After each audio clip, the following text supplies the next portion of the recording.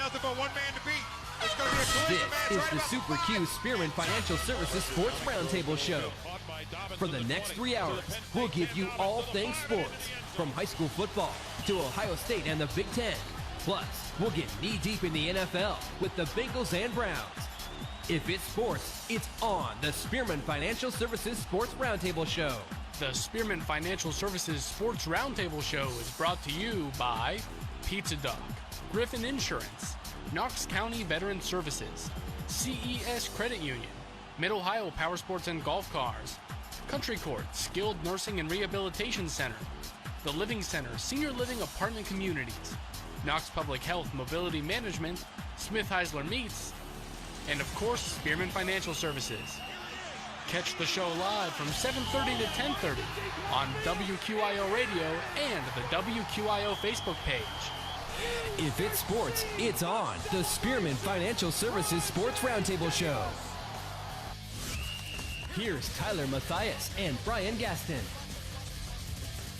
And a good Friday evening to you. It is the Super Q 93.7 WQIO Radio.com, and we've got a great show on tap for you tonight. It is week 6 of high school football. Both the Cleveland Guardians and Cincinnati Reds are playing for their playoff lives, and the Cleveland Guardians just got a 2-run homer from Kyle Manzardo. However, they are still trailing it 4-2 in the first inning of that ball game. But the Guardians get one here. Jackets of Mount Vernon lead 21-0 at the end of one, and that's on our WMVO YouTube channel and on our WMVO Facebook page and YouTube as well. The Fredericktown Freddies lead in that ball game. But here we are. We're past the halfway point, and we heard Coach Scott Spittler talk about the injuries and how those can kind of pile up on you at this point in the year and things like that. But like he said, no excuses. Everybody deals with these kind of things. But week 6, you're talking conference play. You know, I was talking with Utica earlier this week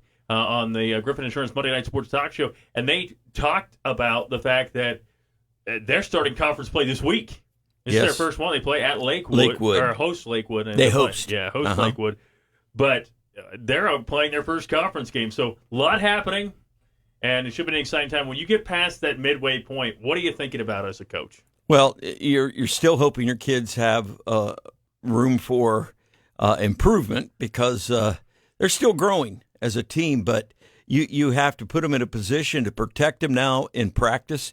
Their bodies have gone through an awful lot, and they're getting the legs a little tired. So how do you prepare them with the legs getting a little tired this time of year versus, how much to play certain individuals when games get out of hand?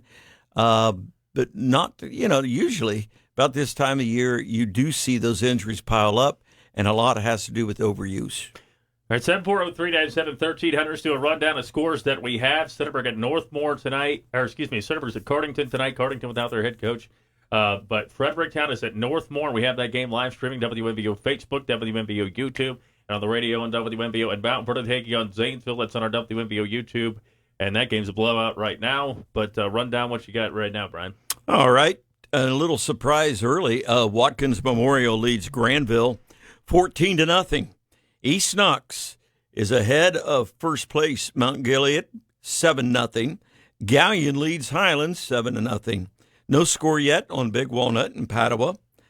No score on Johnstown and Heath. That'll be Heath's homecoming tonight. Then there will be Shelby at 14, River Valley nothing. Newark leads Canal Winchester 14-7. Fredericktown on top of Northmore in what is anticipated to be a low-scoring game, 6-0. Danville leads Loudonville. Now that's a strange one with Ed Honeberger coaching over on the sidelines across from something he helped build, and that was the Danville Blue Devils.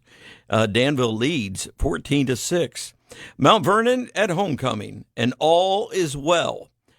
Mount Vernon leads 21-0 over Zanesville. Tyler, I looked at their homecoming court, and you and my name are there. We did not get on. Now, granted, I did actually go to homecoming at Mount Vernon. Now, a lot of people know I didn't go to Mount Vernon, but I went to Centerburg, and I did go to Mount Vernon's homecoming my junior year of high school. But it's really questionable now without our names. I mean, how can I represent the class of 78? That's tough. Centerburg leads Cardington 12-0. That is now 20-0 as Rich Porter just now texted me. I mean, within the 5 seconds of you mentioning that. But yes, 20-0 now, Centerburg. Now, man, Centerburg is on a roll, Well, folks. in that situation, remember, no Ryan Guessman. How hard is it when you don't have your head coach? I had to do that for Yeah. a guy when I was very, very young. Yeah. I had to coach a couple games like that. And it's weird because you're used to asking questions or talking to people, and they're not there. Yeah.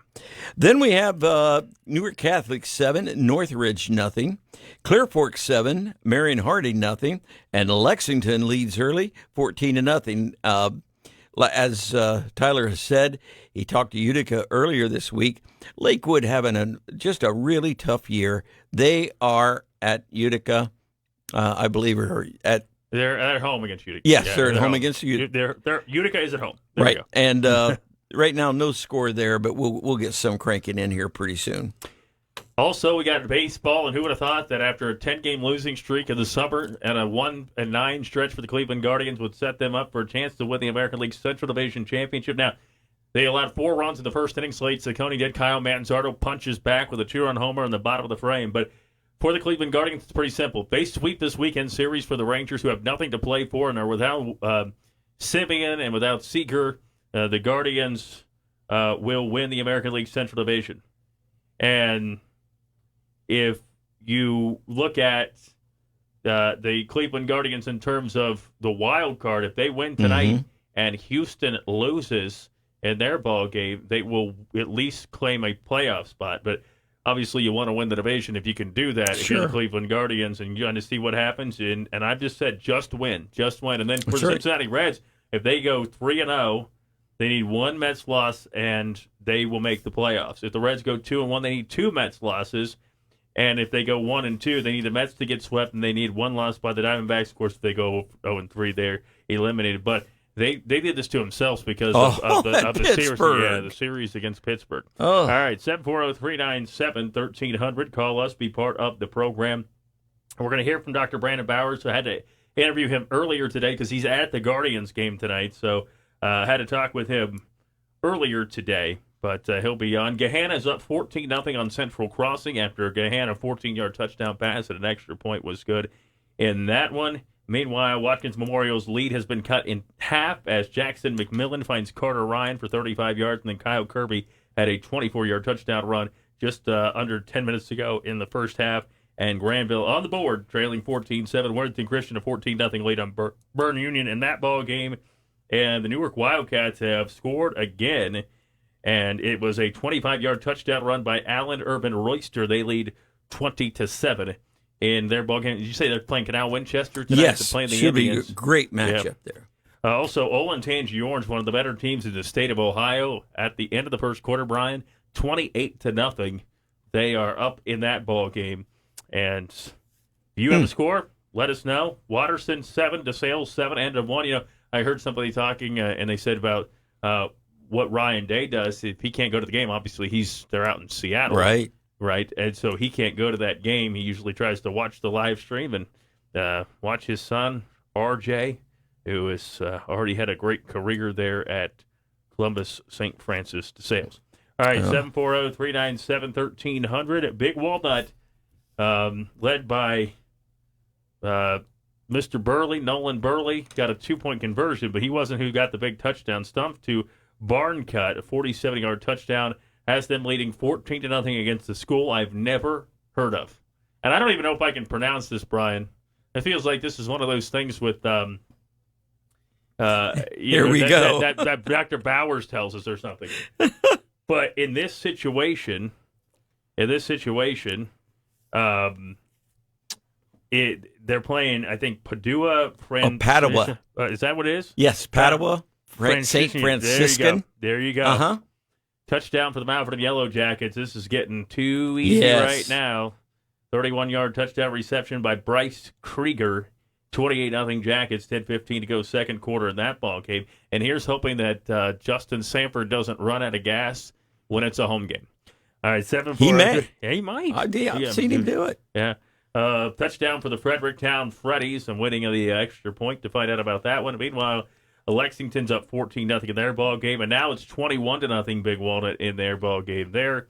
at the end of one. Bishop Hartley's up on St. Charles. That's a pretty good rivalry, isn't it? Yes. 13-0 Hartley with the lead in that one. And 740-397-1300. And I'm going to guess it's 14-0. But you can check that game out. WMVO Facebook, WMVO YouTube. And, of course, if you're wanting to listen on the radio, you can do that as well. 740-397-1300. Now, if you're wondering, you're saying, well, why are you just giving by the way, it's 12-0 Fredericktown. 12-0. You're saying, why are you only giving the Guardians score? But that's because the Reds play in Milwaukee, and their game doesn't start till 8. So we'll keep you up to date on everything about the Detroit Tigers playing the Boston Red Sox. That's kind of a win-lose situation for the Guardians in terms of, like, the wild card, because if the Red Sox win, they win a spot as a wild card team. So that's a scoreless ball game there, and it's 4-2 right now. The Guardians trailing. What a big hit by Kyle Banzardo. All right, 740-397-1300. Give us a call. Be part of the program. Walnut Ridge 18 West 0, end of 1. And Lexington gets an interception by Seven Allen. They lead Mansfield Senior 14-0. Yes. Just under an 11.5 to go in the first half. But get the ball back. Seven Allen, who actually came over from Mansfield Senior. Mm-hmm. He played there a couple of years ago. Now, this is not like his first year at Lexington. He played at Lexington last year. But he came over originally, was from Mansfield Senior. All right, 740-397-1300. Give us a call. You can be part of the program. And if you're out of the game, we want to hear from you. But you think about the Knoxmore Athletic Conference and what we've seen so far, and I'll tell you what, it's almost like, there was a time where it was just smash-mouth football. A lot of teams just ran the football. They ran the wing team at Danville for so many years and everything. And then Danville kind of opened it up, and other teams were already kind of opening it up at that point. But at this point, it seems like it's going back to old smash-mouth football in the KMAC. It feels that way. I mean, even, Northmore, who for years behind A.J. Bauer, threw the pigskin around. Tanner Miley ran the football. He threw it pretty well last week as well, but a lot of running the football. Is that a trend that's coming back here, Brian? Well, it is, because a lot of teams were figuring out how to stop the passes of the double teams on the outside, disguising coverages and doing all this other stuff. Yeah. Like we've said before, in the state of Ohio, you better learn to run the ball. Now, after you do that, then you become really dangerous, because you're just not whipping it all around and having a 17-year-old boy just try and put the game in his hands. It's almost not fair. Now it's more team-like. Yeah. 740-397-1300. Marysville 7, Dublin Jorrell 0 into the first quarter in that ball game. Meanwhile, the Guardians are going to the bottom of the second, and it is still 4-2 in favor of Texas. So Guardians don't give up. So 4-2 in that one. And Dr. Brandon Bowers again is at the game, and we're supposed to hear from him, but I think I pushed the wrong. I'm gonna have to fix. I'm gonna have to fix something to be able to play that. I already know that I'm gonna have to call on Gary, who's in the studio. So, because I think I messed something up. Anyway, he won't be surprised. Can we just blame Gary? I mean, he's a great guy, but come on, we don't want to go in there like we don't know. Yeah, this one's not. Yeah, not his fault, I guess. I know. Shelby 14, River Valley 0, 4:14 to go in the opening quarter. A touchdown on a pass to Brady Bowman. Bowman was one of 3 guys for Shelby who went to games kind of like visiting Division I schools. He's a good player. And again, that Shelby team's really good as well. Ashland Arrows, they are up 14-0. They're undefeated. Fine quarterback. And I'll tell you what, Brian, they could be playing Lexington at the end of the year, and that could be cinema. Obviously, Lexington lost to Shelby in their second game of the year, but I think that it's going to be Lexington and Ashland, and there's only going to be one loss between the two of them. And I'll tell you one thing that's happened is their quarterback has been dynamic all year, but it was 2 weeks ago they took him from quarterback. Well, they kept him at quarterback, but they put him at safety. And a team that had scored 14 points on him never scored another point again. Yeah, he's good. He is Yeah, he's good. Ryan Sager is back for Johnstown. I think he played last week too, but he caps a 12-play drive with a touchdown run from 6 yards out, and Johnstown leads Heath 7-0. 30 seconds left in the first half. So you talk about some good defense in that one. Yep. 7-0 in that one. And Centennial leads Northland. How about this? 3-0. The old field goal. 740-397-1300. Call us and be part of the program. Utica now leading Lakewood 20-0. This could be their second win of the season, as the Utica Redskins leading Lakewood 20-0. Valley now leads Heights 22-0. And you think about, for the Mount Vernon Yellow Jackets and the games that they're playing right now, and they're going to beat Zanesville tonight. Oh, and then they got, obviously, they got Watkins Memorial in there. And then they closed the season with Licking Valley and Granville. Now, those are awesome opportunities for the Mount Vernon Yellow Jackets, however, and a lot of points on the board. But those are going to be hard football games. And I don't like to beat a dead horse. I don't. But you look back at the Delaware Hayes game, and it is going to be one that you look back, just like the Cincinnati Reds in baseball, looking back at losing to the Pirates. You look back at for the Mount Vernon Yellow Jackets, and that Delaware Hayes game, that's a lot of computer points they left on the field by losing that game. And now you and I, we will look back, and the fans may look back, but the hardest thing to do as a coach is make those kids absolutely forget about it in the best way you can. And they did. And so they have to keep saying, forget about what was. Yeah. You got to look forward. 740-397-1300. Gabrielle Arias with a leadoff double in the bottom of the second. Guardians trailing 4-2 with Daniel Schneeman, who's playing center field tonight at the plate. 740-397-1300. Give us a call. Of course, we'll be doing the Spearman Sports Trivia, and that will be coming up on the program. Meanwhile, Centerburg has now upped their lead to 28-0 as they're up on Cardington Lincoln. That Centerburg team's a real deal. Yes, they are, and they're peaking at the right time. I don't know. Do we have a Mount Gilead score? Yes, we do. Gilead leads. Let me see here on my trusty little thing. They are leading East Knox 8-7. 8-7. So another good one. The thing, you think about it. You got Jax Lester, who's the top passer in the league. Yes. And then you've got a team that's got a great front like Mount Gilead does, and then they run the football a lot. Didn't even try a pass last week. There you go. Meanwhile, Centerburg now up 28-0, 4:43 to go until half on a 32-yard touchdown pass, and a 2-point try was good, too. Jackson Ballinger made that catch and lead there. And that Danville game against Loudonville knotted up at 14 in the second quarter, with 6:34 to go in the first half. 740-397-1300.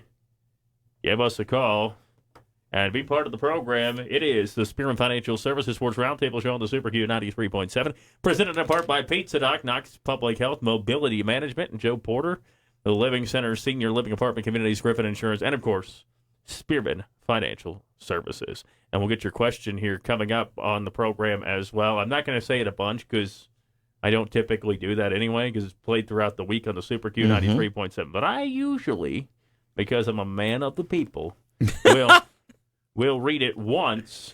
That's right. And that's it. I will read it one time, and that is it. And I will do that now.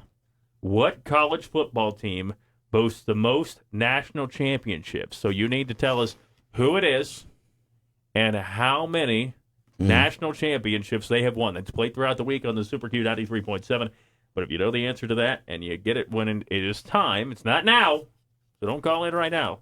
But if you know the answer, 740-397-1300. All right, let's take this break. We'll come back, and more of the Spearman Financial Services Sports Roundtable Show is coming up.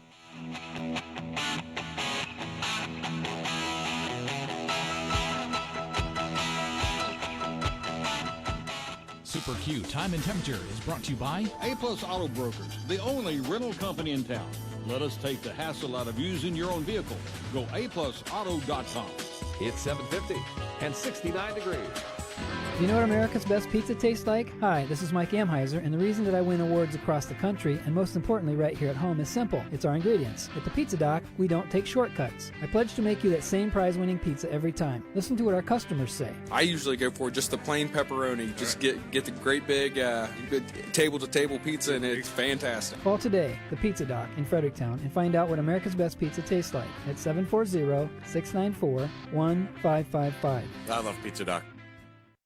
Veterans serving veterans. That's what we do here at Knox County Veteran Services. Hi, I'm Kevin Henthorne, your Executive Director. And I'm Financial Coordinator Melissa Schenk. And we're here to meet the needs of Knox County veterans and their families. We can help with emergency financial assistance, filing of disability and pension claims, VA healthcare enrollment, and even transportation to VA healthcare facilities. Please give us a call at 740-393-6742 or stop in and see us at our new location at 105 East Chestnut Street in Mount Vernon. You're listening to the Spearman Financial Services Sports Roundtable Show live on 93.7 The Super Q, brought to you in part by Pizza Doc, Griffin Insurance, and Knox County Veteran Services.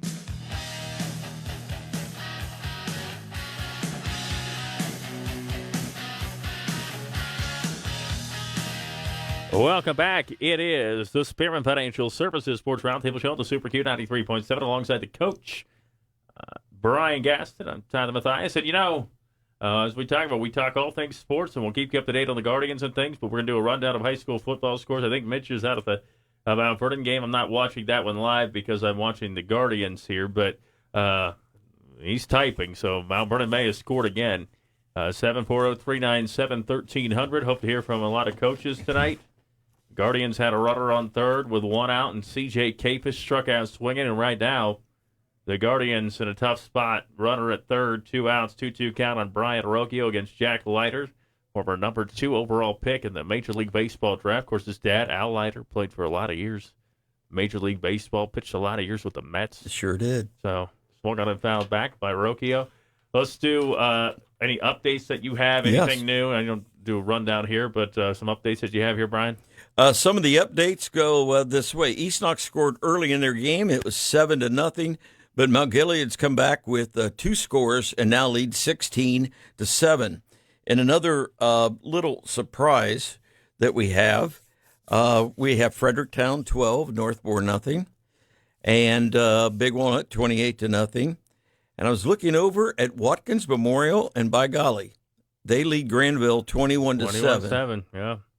740-397-1300. The Mount Vernon Yellow Jackets aren't slowing down as the Jackets get a 30-yard touchdown reception for Landon Dawson. Kind of transferred in there from East Knox. And it is a big lead for the Jackets. I believe if the extra point is good, it would make it 35-0. I think that's probably where we're at. Meanwhile, Brian Arocchio struck out. So that ends the threat heading to the third. And it's 4-2, Texas leading Cleveland. But the Fredericktown Freddies, 12-0 against Northmore. Bad news once again for Fredericktown. No Brody Davis. He's out again.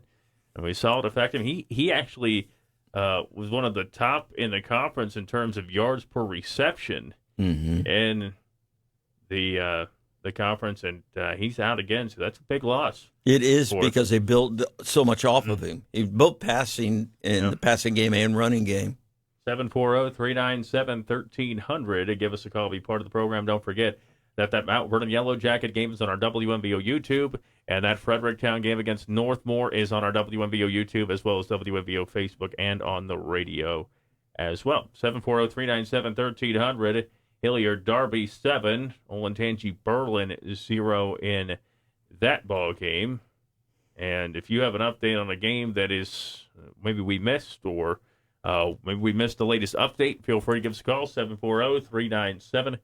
Going to hear from Dr. Brandon Bowers hopefully at some point on the program tonight, as I was supposed to do something and I forgot to. So during the next commercial break, I'm going to run. I'm going to run over there and ask Gary to help me. 740-397-1300. Give us a call and be part of the program. But the Guardians get a leadoff double in the second by Gabriel Arias. Then Schneeven, Capus, and Arocchio all go down. 2 of them on strikeouts. Newark Catholic, meanwhile, leads at 14-7 on Northridge in that ball game. And Northridge, they had to cancel school yesterday because of a threat. I think they were back in school now, but we've had, and when I say we, over in Licking County where I teach, they've had a rash of some of those through the Newark School District, and it is one of the dumbest things somebody could do because no matter who calls, they're going to find you. Yeah.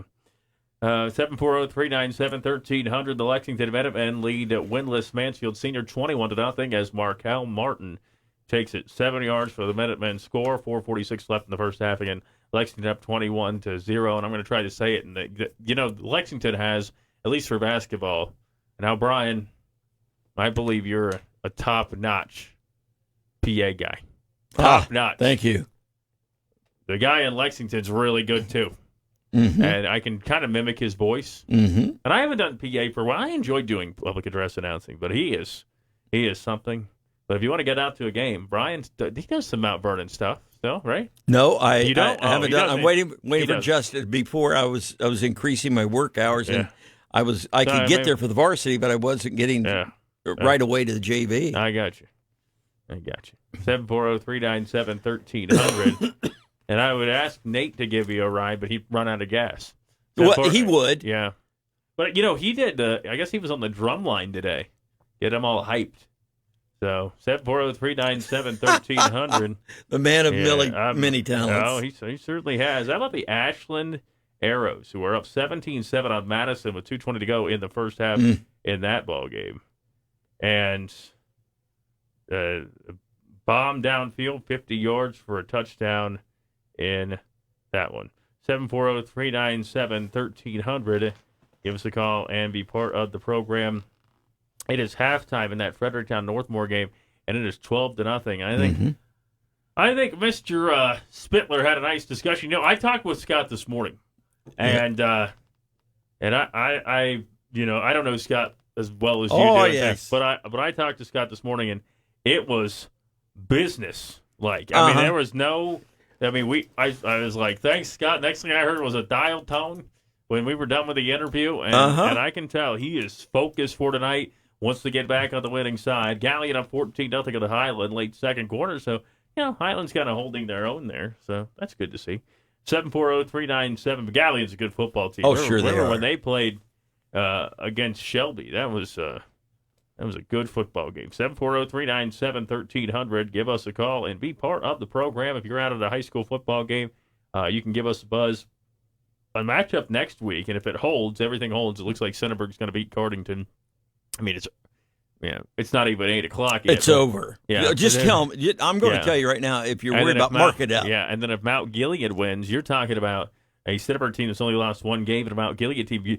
The last time Mount Gilead started the year 5-0 was 2011, which they started that year 4-0. 4-0, and they ended up losing the rest of their games. Now this is the first time they've since I don't remember when it was, 5-0. If they finish tonight, it'll be 6-0. Centerburg, by the way, is now up 34-0 as they are busting this thing open. And again, no Ryan Getzman, so that's going to be hard for any team when you don't have your head coach. Right. But the Centerburg Trojans are up on Cardington big in that one. 740-397-1300.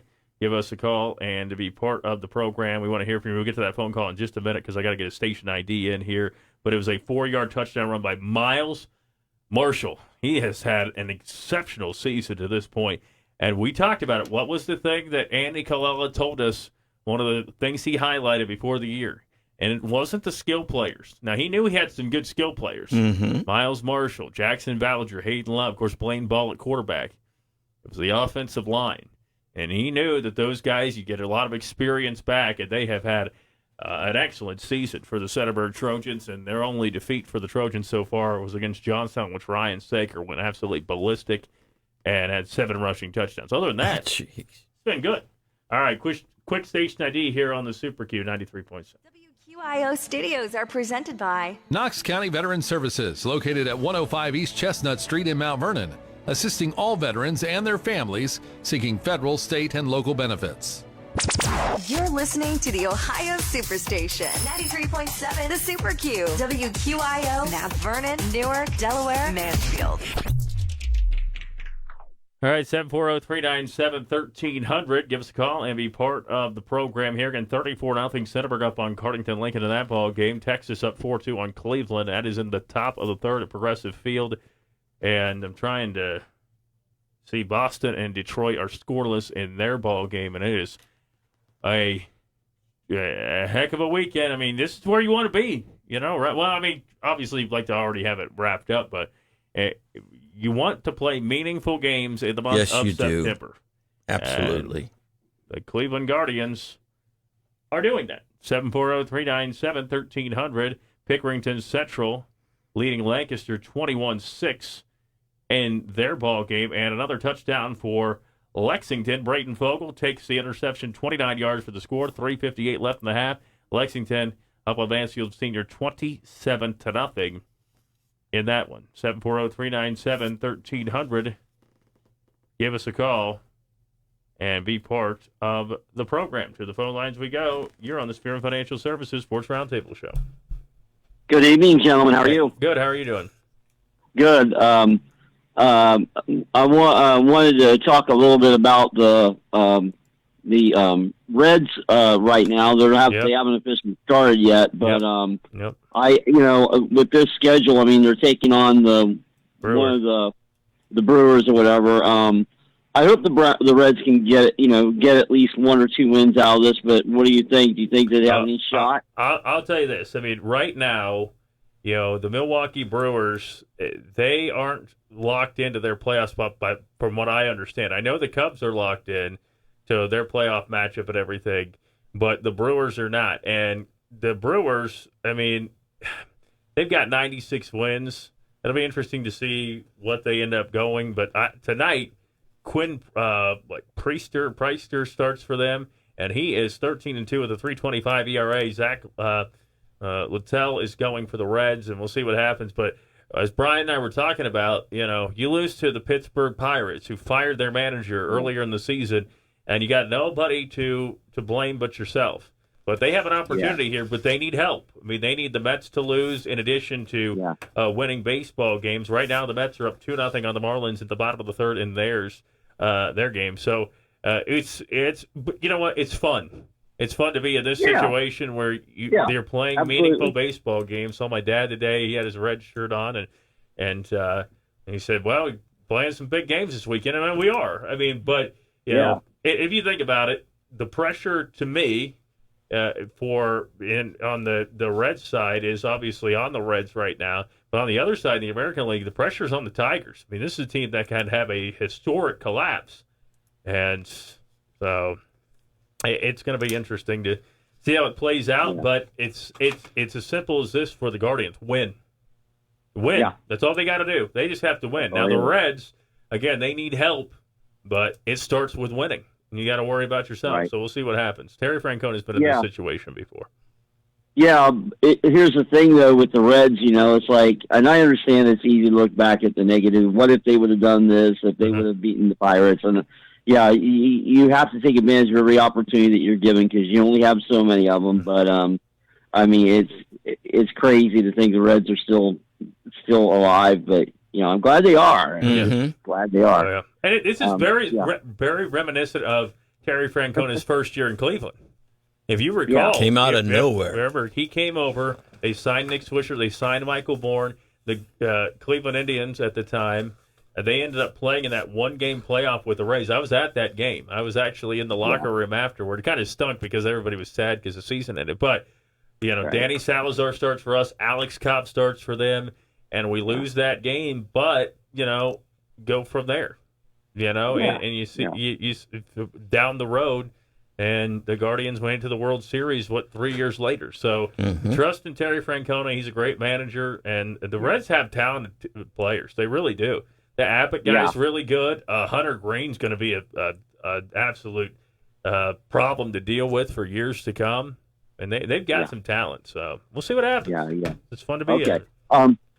Tomorrow we have a huge day in college football. Yeah, when you look at some of the matchups, what is your take on some of the matchups that we have? What do you think about Ohio State and Washington? And then you got Oregon taking on Penn State. Some of those matchups tomorrow. What do you see there? And then Alabama, Georgia, and then also Southern Cal and Illinois. There is a slew of really interesting matchups tomorrow. I think it's one of the best Saturdays of the whole season. What do you think, Brian? I think you're right. I think, first of all, in the Ohio State game, I I swear to you, I may be one of the few, but I think this is going to be one tight football game all the way through.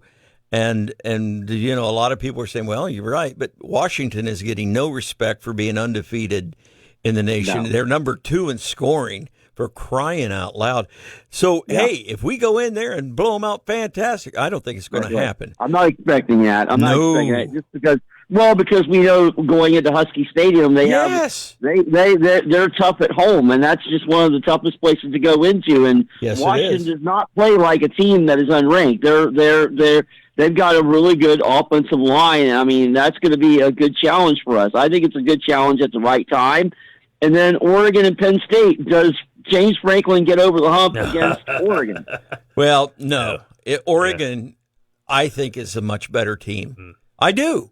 Now, there's one thing is with Oregon, with a lot of new faces over there offensively, the defensive coordinator at Penn State was at Ohio State last year.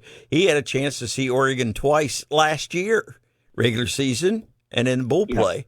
And I think he's going to have something dialed up for them, and I think it's big, but I think Oregon takes that game, and I think Georgia just about puts the kiss of fate on Alabama. I think that poor guy from Alabama is coaching for his life, but I think I just think they're making plans now to move on. Southern Cal, Illinois, I think Southern Cal takes them.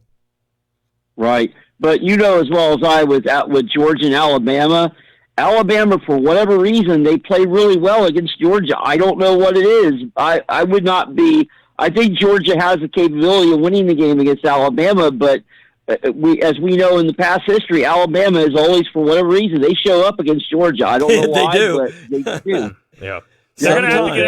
Georgia's going to have to get out to a faster start and not fall behind like they have in the past against Alabama. But again, you mentioned it. He's coaching for his life over there in Alabama.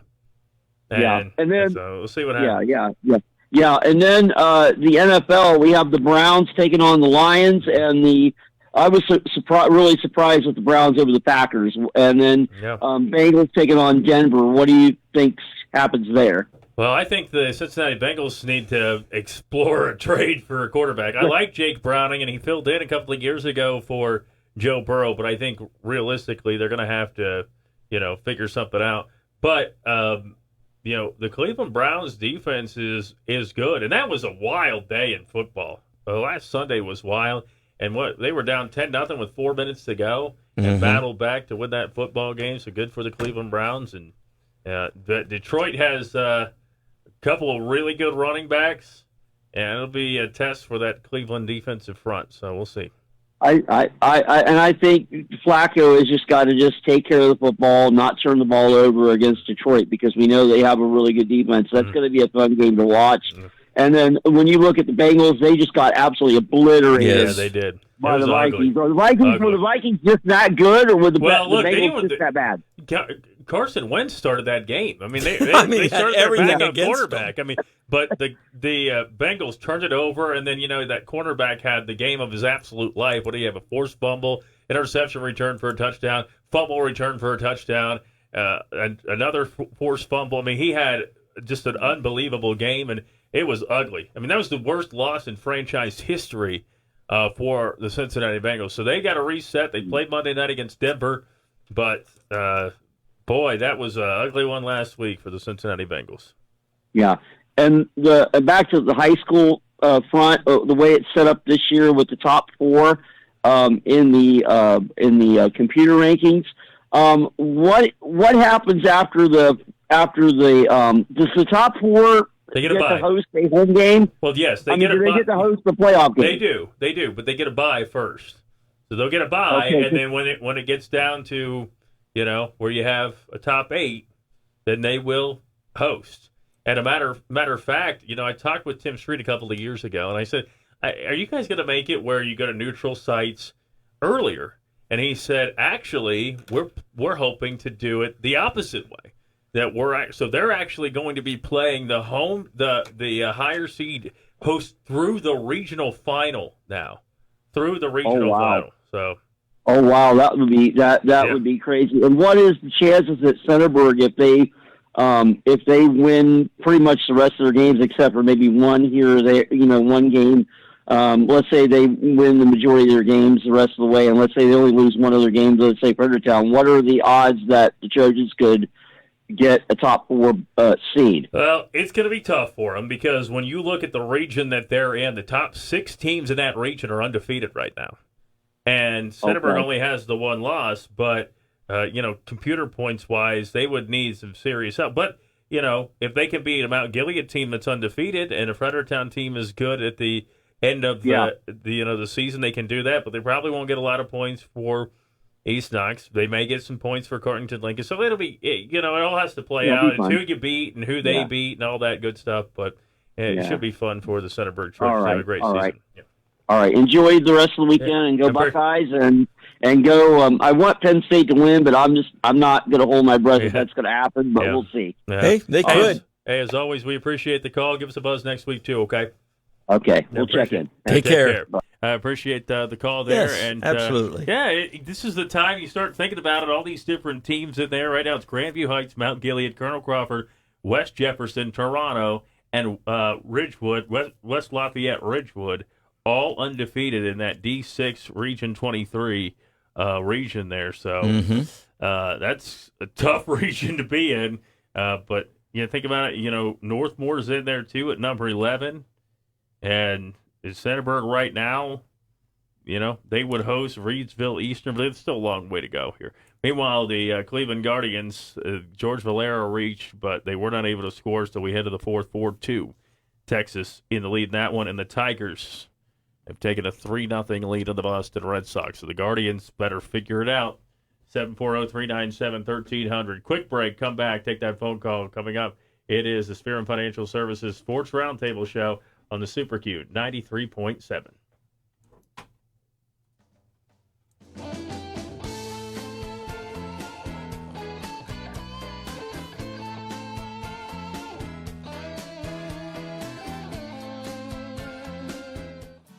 Finally, I made the decision to retire at the end of the year. That's great. Unfortunately, I'm not in the position to make the move. I'm sure you've been planning on retirement and working with an advisor who meets with you regularly.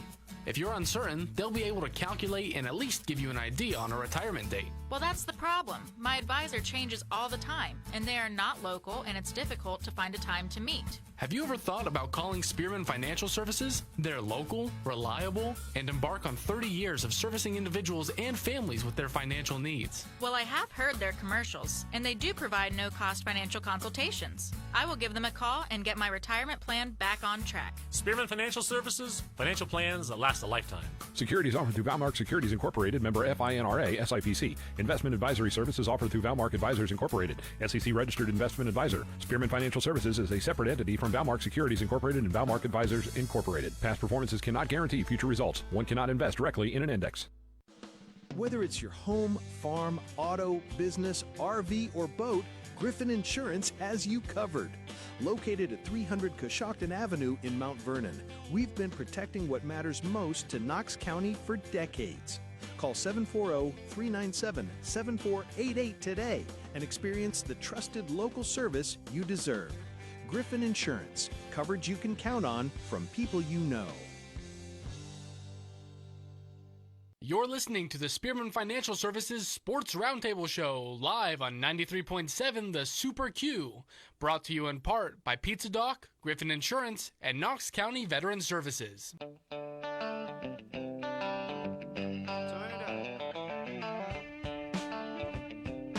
All right, welcome back. It is the Spearman Financial Services Sports Roundtable Show on the Super Q 93.7, and we're going to hear from Dr. Brandon Bowers coming up.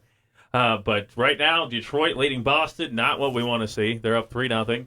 And then the Guardians down 4-2 in their ball game. It is the top of the fourth with one out. Run down the scores we've got right now, Brian. A lot of games are at halftime right now. All right. We have Utica leading Lakewood 27-0. Lexington 27-0 over Mansfield Senior. Clear Fork leads Marion Harding 17-0. Newark Catholic leads at halftime 21-7 over Northridge. Centerburg on a roll. They have 34. Cardington 0.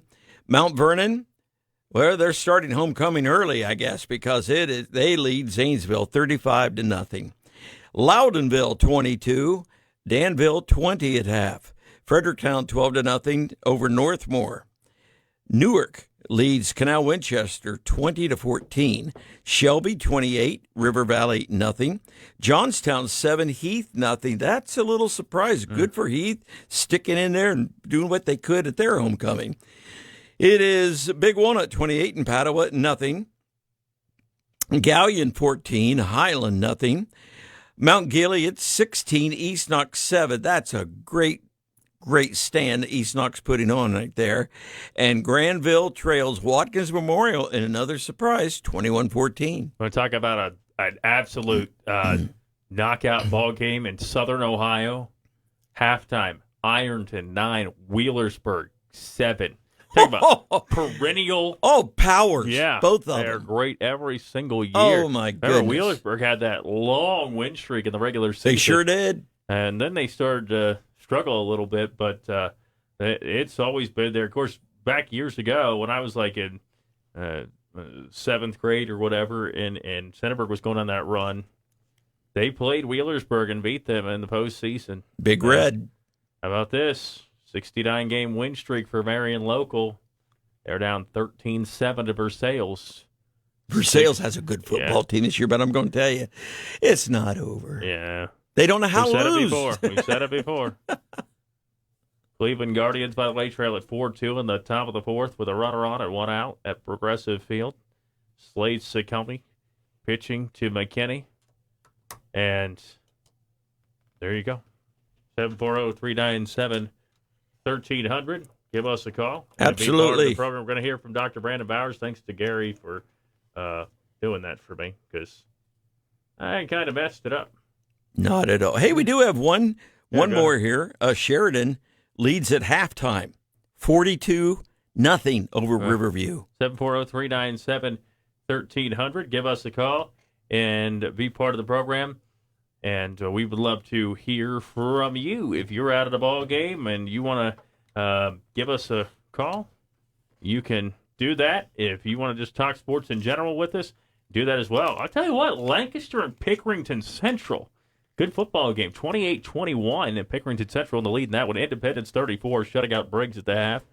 And also the London Red Raiders up on Urbana, halftime, 37-0 in that one. 740-397-1300.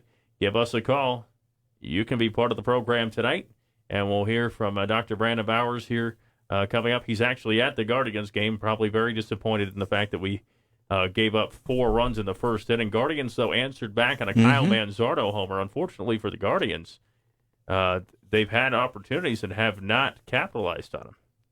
So, Cleveland Guardians, there's a runner at second, 2 outs in the 4th, trailing 4-2 at Progressive Field. 740-397-1300. Give us a call and to be part of the program. And we're going to hear from Dr. Brandon Bowers, Athletico-Physical Therapy here.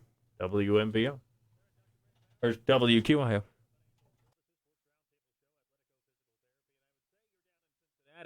But you're not, because you went to the Guardians game tonight, and the Cleveland Guardians, of course, it's like you said, a photo finish, and looking forward to this weekend of games. But Dr. Brandon Bowers is kind enough to talk with us of injuries. If you have a fantasy football team, and you're looking at the injuries that we're going to look at today. Some of them are 3 of them are former Ohio State Buckeyes, at least at one point, or at one time or another with Joe Burrow too. And then a couple of Browns. But let's dive into a couple of things here. And by the way, my ankle is not swollen anymore. But I'm trying. That's great to hear, Tyler. Yeah, trying not to be too dangerous with it. Although I was out in the parking lot running a 40-yard dash in slides. Anyway, let's talk a little bit about some of these injuries here. Terry McLaurin, former Ohio State wide receiver, plays, of course, for the Commanders now. Quad injury. I know soft tissue injuries, these can be really finicky when it comes to professional athletes.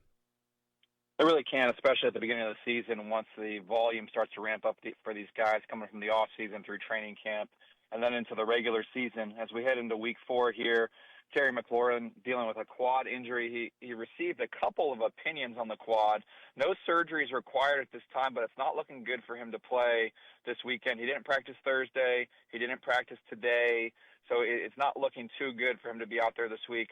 Typically with these soft tissue injuries, if they're the least severe and the grade 1 variety, this is typically a 2 to 3 or 2 to 4 week return to play timetable. So I would say earliest that he would be back would be next week, but things are not pointing in a good direction for him to be on the field in week 4. Of course, a big note here in the NFL is Joe Burrow. Joe Burrow suffering a toe injury. Is there an expectation that he could be back? I mean, some people say, well, he could be back for the playoffs, but if they get to the playoffs without him, who knows if it's worth the risk. So where do we sit with Joe Burrow? I've had a number of people ask me that same question, Tyler. He underwent surgery for his turf toe injury last Friday, so he's a week into the process now at this point. And it's expected that he's going to miss at least 12 weeks. So that's 3 months, and that's the majority of the season. Now, if the Bengals are in a position to make the playoffs, and they're not going to be putting Joe Burrow at any additional risk, and if rehab goes 100% correct without any setbacks, then yes, there is a chance we could see Joe Burrow again this season, but the team and Joe Burrow need to check all those boxes. They need to be contending for a playoff spot. Rehab has to go perfectly, and there has to be little to no risk for further injury. If I had to put my money where my mouth is, I'd say I don't expect to see him back this season at all, but, I mean, there's always a chance. Talk about Nick Bosa tears the ACL. I was kind of reading something before I chatted with you about his Hall of Fame chances with these injuries and things, but torn ACLs are never a good thing. That's a season ender. It is. This is a 9 to 12-month recovery. Some guys come back a little bit quicker than that, but the NFL average is about 11 months. So you can look for him to probably be ready in time for training camp next season. He should be in a good spot at that point and ready to go for the beginning of the 2026 regular season. But a guy coming out of Ohio State that was a top defensive end there, followed in the footsteps of his brother Joey. And really, ever since he's gotten into the league, it seems like he can't get out of his own way with these injuries. A tough blow there for Nick Bosa is a key cog on that defense for the 49ers, and unfortunately he's done for the rest of the year. Let's talk about a couple of Cleveland Browns ahead of their matchup against the Lions this upcoming weekend. Joel Bitonio with a back injury, Denzel Ward. You see them playing on Sunday. It's early in the year. Joe Bitonio played last week. He wanted to be out there with his guys. I think we'll see the same be the case this weekend. He's a gamer. He's been around this game long enough that he's going to grit through whatever he can, and I think that he will be out there. As far as Denzel Ward, he seems a little bit more fragile there, and another guy that can't seem to stay healthy. As you mentioned, another guy who came through Ohio State before coming to the NFL. He's dealing with shoulder and toe issues. He was at practice yesterday. I have not seen the final report for practice today, but certainly a good sign that he was able to practice on Thursday, and I think he's another guy that we see out there this weekend when the Browns take on the Lions. All right, we appreciate Dr. Brandon Bowers joining us here. Cleveland Guardians, are they going to get in the postseason? You know, Tyler, I think this is too historic of a run for them to come up short. It would be a very Cleveland thing for them to come up short, but I'm feeling good. I'm here at the ballpark tonight. I'll be here tomorrow. I'll be here Sunday. So hopefully I can bring a little good juju to the corner of Carnegie and Ontario, and we see Cleveland baseball in October. All right. Well, do they have a good record when you're there? No comment. All right. Dr. Brandon Bowers, Athletico Physical Therapy, as always, appreciate your time. Look forward to catching up next week as well, okay? All right, Tyler. We'll talk to you then. Again, Dr. Brandon Bowers, Athletico Physical Therapy. Appreciate him joining us here on the Spearman Financial Services Sports Roundtable Show. Bo Naylor drives one high and deep to left, but it's cut on the warning track. 4-2, Guardians trail it, one out in the bottom of the fourth at Progressive Field. Meanwhile, Mount Gilead up 16-7 on East Knox, and that could set up a monster game with Centerburg. We are going to be there next week, or at least not us, but Curtis and Will be at Centerburg next week. And man, a big thanks to Centerburg. You know, I've known Rich for a long time, and I kind of talked to him about the situation over there, and I really appreciate Rich and Ryan Galwitz and the staff there at Centerburg for making it more accessible for us. And certainly, I went to school there. I love Centerburg, and I really appreciate them doing that. And we're going to be over there at that football game next week. 740-397-1300. Give us a call, be part of the program. Take this break. We'll come back. And more of the Spearman Financial Services Sports Roundtable Show coming up.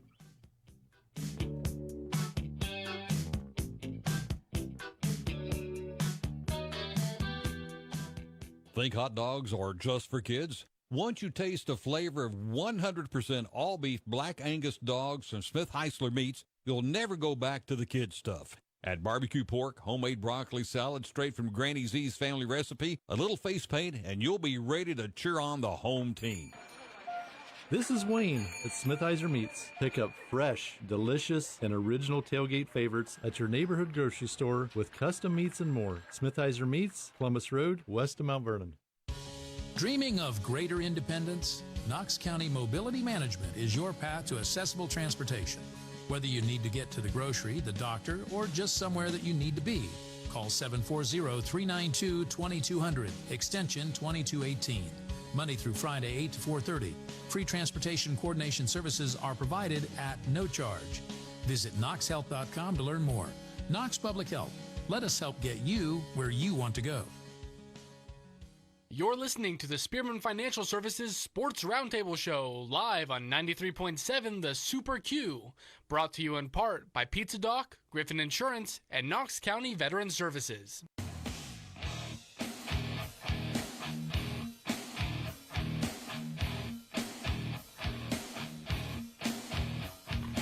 Welcome back. Spearman Financial Services Sports Roundtable Show on the Super Q 93.7. Tigers lead the Red Sox. Guardians trail the Rangers. Two things that I did not want to say tonight, but still a long way to go. It is the fourth inning. Guardians down 4-2. Meanwhile, the Cincinnati Reds have started their game with the Milwaukee Brewers, and the Reds kind of in the same situation where they got to win baseball games. They need some help with the Mets losing, too, if they can. Right now, the Mets lead 2-0 in the top of the fifth against the Marlins. The Reds and Brewers in the top of the second. They're scoreless. In that ball game, let's do a rundown of scores that we have. High school football week number 6. And, the computer points came out, and I'll go over those here in a moment as well. But let's do a rundown of what we do have right now. I know Newark leads Canal Winchester 20-17 at the break, and the tie game in the Johnstown game. So let's talk about these scores. All right, we have Utica 36, Lakewood nothing. Lexington at the half, 41-0 over Mansfield Senior. Clear Fork 17, Marion Harding nothing. Newark Catholic 21, Northridge 7. Centerburg 34, Cardington nothing. Mount Vernon coming out of the half leads Zanesville 35-0. Loudonville 22, Danville 20. What a barn burner there. Fredericktown 12, Northmore nothing. Newark leads Canal Winchester 20-17. That's good high school football right there. Shelby 35, River Valley nothing. Heath and Johnstown, little surprising, but both teams going at it. It's 7-7 right now in that game. A Big Walnut 35, Padua nothing. Galleon 14, Highland nothing. Mount Gilead 16, East Knox 7. Watkins Memorial leads Granville, somewhat of a surprise, 21-14, and Sheridan leads Riverview 42-0 at the half. Bad news for the Guardians. They headed the fifth, trailing 4-2 in their ball game with the Texas Rangers after 4 runs scored in the first inning. The Guardians pitchers, starting pitchers, had gone 19 consecutive games in which they had given up two runs or less, and then Parker Messick gave up back-to-back homers in the first inning, gave up 3 runs total after a Baez RBI single, and that's what got that streak ending. But nevertheless, the Guardians right now, they better find that magic because they are struggling a little bit right now. Kyle Manzardo homer, the only thing they have right now. 740-397-1300. Give us a call and be part of the program. Of course, as we mentioned, the computer rankings did officially come out this past week, and I don't know. I mean, as a coach, when you start looking at that, I don't figure that it's a situation where, you're really going into the locker room and saying, hey, here's where we're at, the computer rankings, right? I mean, obviously I don't think that happens or things like that. But you got to look and see where teams are. Top 12 make the playoffs. For years it had been 16 since almost COVID. 16. Like right now, Newark is 13th, so they would be out right now. Delaware Hayes is 12th in Division I, Region 3, but other ones in Division to Region 7. Canal Winchester is first, 4-1. Ashland is 5-0. They're second. Big Walnut is 6th. Matter of fact, right now, if it would have ended right now, the Mount Vernon Yellow Jackets will be taking on Big Walnut in the playoffs. But, Mount Vernon's not going to get a lot of computer points for tonight. They're not. No, Zanesville doesn't have a win, and they may not have one this year. And now, if Johnstown beats Heath, now you're getting some big computer points if you're the Mount Vernon. But if Heath wins that game, it does nothing for Mount Vernon. Nope. You don't get any secondary points in that one. So if you want to see a full ranking, you can see that on WQIOradio.com as I posted that there with the OHSA logo. You'll see that. Meanwhile, Centerburg just pouring it on Cardington Lincoln right now as the Pirates now trail at 41-0. 10.5 to go in the third quarter as Miles Marshall's 71-yard touchdown run. And Miles Marshall has had just an unbelievable season for the Centerburg Trojans. And I believe he's got 4 rushing touchdowns in that game. Blaine Ball, those two guys, skill guys, have been so good for Centerburg. And the Centerburg Trojans leading big in their game with Cardington Lincoln 41-0. 10.5 to go in the third quarter. And you know what that means? Running clock has begun. Yep. And we've talked about it before. Running clock can be a good thing because it kind of risk the injury, takes away the risk of the injury and things like that. But I know there's a lot of coaches that say, well, we like to get those younger guys in there. We like those guys that would play on Saturday morning to maybe get some experience under the Friday night lights. And it is important, especially in small town football. I mean, think about like a Danville or a Centerburg or something like that where you've got to get that because guys like Miles Marshall and guys like Blaine Ball, they're going to graduate and you're going to have to replace them. And you don't want somebody to go in there that doesn't have any experience. So those are things you have to start thinking about. But you like to be up 41-0. Well, you do. And we talked about earlier, we said, just remember these kids will get tired this time of year. That's not playing politics or trying to be soft about it. They will get tired. And now to have these blowouts, it is a blessing for at least, the one team that's way ahead. But right now, you take a kid. Now, for Mount Vernon's situation, you rarely ever see freshmen. But except Burley was a freshman when he played. And I think they have a young man now. But the biggest thing about that is that you got to put them underneath lights because there's an atmosphere that they've never experienced. When you talk about a freshman playing a major role, I'm not talking about a freshman coming in and maybe doing a little bit. When you talk about a freshman that that played 8th grade football, that was that good and can legitimately start, what do you see in somebody that you say, hey, I have enough trust that this kid that may not even be able to drive yet, probably is not even able to drive yet, can come in and be a difference maker over a possible senior or junior or something like that, and that trust that you have in the locker room, too, because there's got to be a situation where they look at you, Coach, are you serious? The guy's a freshman. You see it on some different things, like he's a freshman. What are you doing here? You ever seen the movie Coach Carter, right? Yes. And Coach Carter's son comes over, and guy fouls out, puts his son in the game, and the guys go, Coach, he's a freshman. He said, you want to coach the team?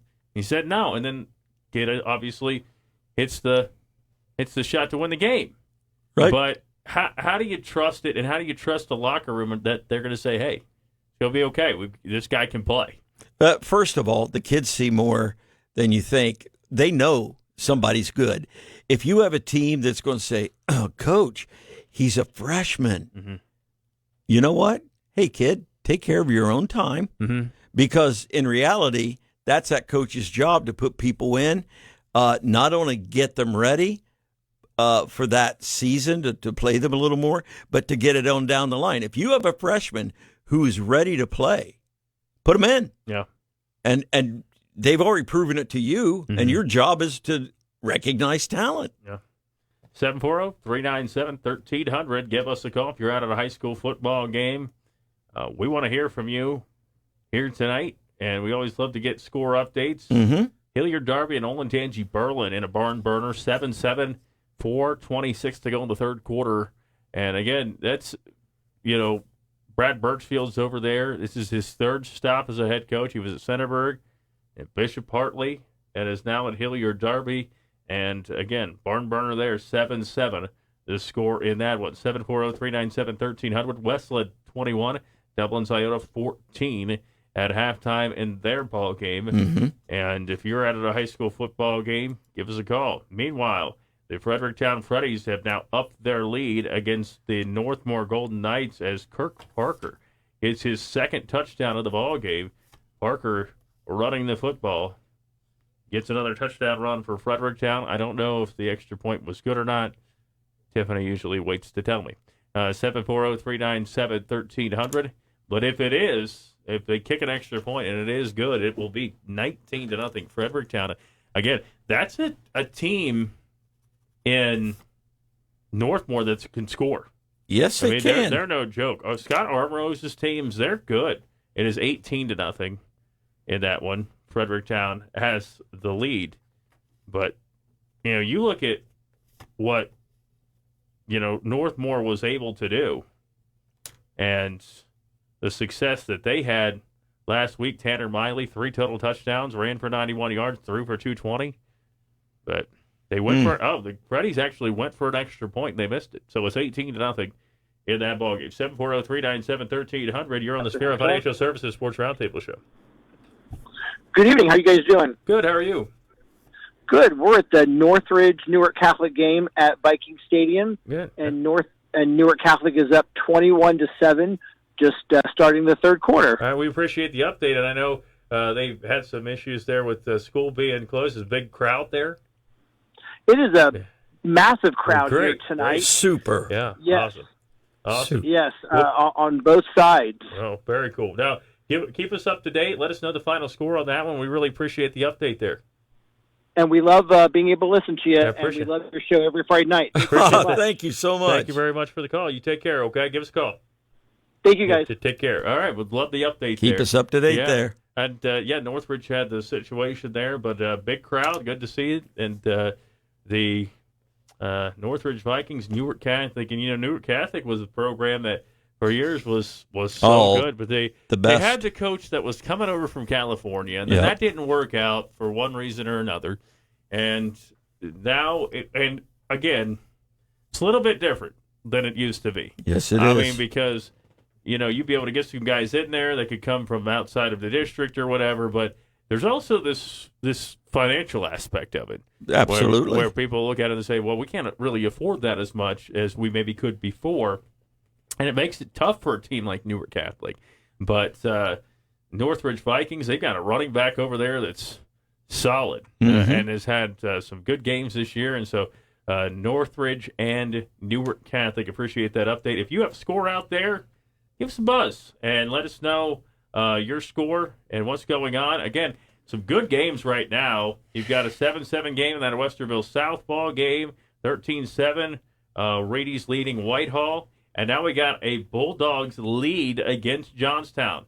Heath leading Johnstown 14-7 as J.J. Holloway, 3-yard touchdown run. Heath has dominated the third quarter up to this point. Holloway's got a pair of touchdowns now, and it's 14-7. And again, if you're a fan of the Mount Vernon Yellow Jackets, you want Johnstown to win that football game.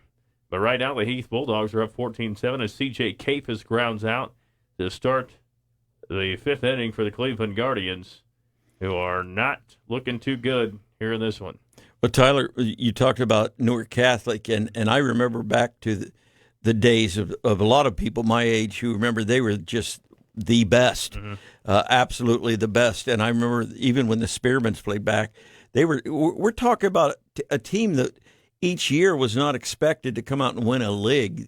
They were expected to come out and win the state, and they did several times. Yeah. And I watched my brother, who coached at Northridge, against them. Those are special games. Yeah. They love those things. Even when they didn't stand a chance back in the day, they would still represent themselves the best you could possibly do. Of course, Bill Franks was there for a long time. He's now over at Newark and doing a good job with the Newark Wildcats. He sure is. And they've had some coaches that have come through there that are really good. Yes. And so, but Newark Catholic and Northridge facing off tonight. Northridge leading that one. 740-397-1300. Give us a call and to be part of the program. Olentangy Orange leads at 42-0 in their ballgame. Licking Valley up 36-0 in that ball game. I'm not sure who exactly they were playing there, but Big One is up 35-0, so they're going to be going into the second half with a running clock. And 740-397-1300, you can call us, and you can be on the program today. 740-397-1300. It is the Spearman Financial Services Sports Roundtable Show on the Super Q 93.7, presented in part by Griffin Insurance, the Living Center, Senior Living Apartment Communities, as well as Knox Public Health Mobility Management. Guardians get a base runner with Brian Rocchio, but they need more than a base runner. They're going to have to continue to chip away, see what they can do. Meanwhile, the Northmore Golden Knights, as the Guardians try a bunt, and it doesn't work, but Rocchio gets down to second. Northmore is on the board. Shutout no longer. A touchdown run. It's the end of 3. Marion Local trailing 19-7, and their 69-game win streak is on the line in 12 minutes. Thanks to Alec for that update. He's keeping us up to date on that ball game. Marion Local, 69 consecutive wins. And it could all be coming down to, well, it is going to come down to 12 minutes here and 12 points. We'll see what happens. And now, you think about a situation like that, they run the football a lot too. Now, I'm not saying they can't pass. Look what they did last year at the state championship game. It was like the 4th largest blowout or something. I can't even believe it was the 4th largest. But Northmore gets on the board again, as we mentioned. They get the extra point, so it's 18-7 in that ball game. Guardians have the tying run at the plate, and George Valera. And nice-looking young kid. Yeah. 2-0 count right now. Guy that tweeted years ago that he wanted to bring a championship to Cleveland, and can he help get him into the postseason here? 2-0 count, and he pops it up into shallow left field, into foul ground. Shortstop makes the grab, and the inning is over. They head to the 6th. And it is 4-2 Texas, the lead in that ball game. Centerburg heading to the 4th quarter at Cardington, 41-0. And that will be a running clock situation for Andy Colella's group there. 740-397-1300. Give us a call, be part of the program. Take this break, come back, talk some more scores. Spearman Financial Services Sports Roundtable Show on the Super Q 93.7.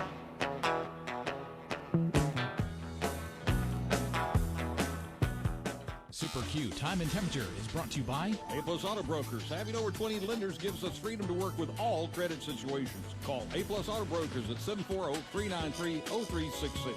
It's 8:43 and 66 degrees.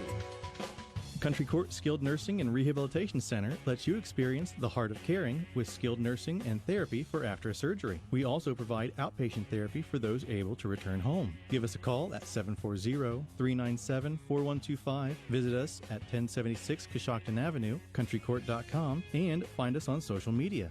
Country Court is a Levering Management skilled nursing center. It's that time of year. The local auto dealerships are bringing in the new models for 2026 and ready to deal on last year's models. Along with CES Credit Union's competitive rates and incredible service, you might jump in the driver's seat by taking advantage of some nice big manufacturer rebates too. CES Credit Union. Loans subject to credit qualifications, federally insured by NCUA. CESCU.com. 888-397-1136. CES Credit Union. Central Ohio weather. The current temp 68 degrees under clear skies. The wind is from the west at 1 mile per hour. The forecast for this evening, scattered clouds, about 64 degrees. Overnight, a few clouds and somewhat breezy. The temp 57. And then tomorrow, partial clouds, temp about 78. That's Storm Track weather on Ohio's Superstation 93.7, the Super Q. You're listening to the Spearman Financial Services Sports Roundtable Show, live on 93.7 The Super Q, brought to you in part by Pizza Doc, Griffin Insurance, and Knox County Veteran Services.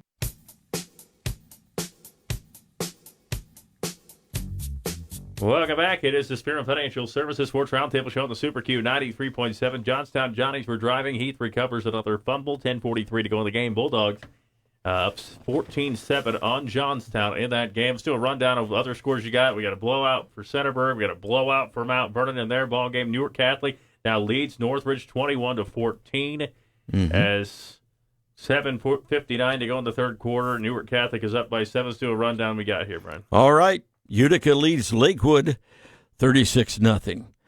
Lexington 41, Mansfield Senior 0. Clear Fork 31, Marion Harding 0. Newark Catholic, as we said, leads Northridge 21-14. Centerburg 41-0 over Cardington. Mount Vernon 35-0 over Zanesville. It is Loudonville leading Danville 22-20. Fredericktown leads Northmore 18-7. Newark leads Canal Winchester 2017. Shelby 35, River Valley 0. Johnstown trailing Heath. Okay, that's a surprise. 14-7. Big Walnut 35, Padua 0. It is Galion 21, Highland 0. Mount Gilead 16, East Knox 7. It is Watkins Memorial 21, Granville 14. And honestly, in a good college football game tonight, we have Florida State and Virginia tied at 21 Virginia at halftime. Tech, right? What is it? Virginia Tech? Nope, Virginia. Oh, okay. The Cavaliers. Yeah, all right. 740-397-1300. Oh, you're right, Virginia. I don't know why I thought it was Virginia Tech. But, tomorrow, there's, as we mentioned, the one caller, a lot of great games set for tomorrow. And don't forget to check out our WMVO Facebook page as Mount Vernon leads at 35-0. They're heading to the fourth quarter. That's a running clock, and so it goes by pretty quick there. We might hear from Mark Weber tonight. I might fall out of my chair. Looking forward to it. We like talking to him there. And then we just got an update from Scott. 7:07 to go, third quarter, 22-20. Loudonville holding on to a lead with Danville. Incredible. You think about that situation. Incredible. You mentioned it earlier that you've got a guy in Ed Honebarger who coached at Danville and built that up, and then was at West Holmes for a little while and wanted another shot at being a head coach. And so he goes over to Loudonville, and then last year you look at it and you go, boy, this is going to be a rough year. They didn't win a football game. They get a hot start to this year with a tough schedule that they had, and here they lead Danville. And, we talked with Matt Bloom last week, and he's like, we got to get it figured out. And, of course, we're going to have him down on Monday night, Griffin Insurance Monday Night Sports Talk Show. But Danville, boy, they got to find a way, even on the road, pull this out in Loudonville and win another K-back game. Back to the phone lines here on the Spearman Financial Services Sports Roundtable Show. Hey, guys, I got a little bit of an update for you. Okay. Marysville 7, Dublin Jerome 0, end of the third quarter. Right. Wow. Excellent. Not much going on here. Neither team's looking real impressive, honestly. Marysville capitalized on a Jerome turnover in their territory, but in first quarter, that's about it. Have you been out to any Hayes games yet? No, not yet. I might go next week. Yeah. I wouldn't favor Aki to come back and you get to see him in person. But I'd love to see him. Yeah. But I think... Hey, Brian, I got a question for you real quick. Yeah, bud.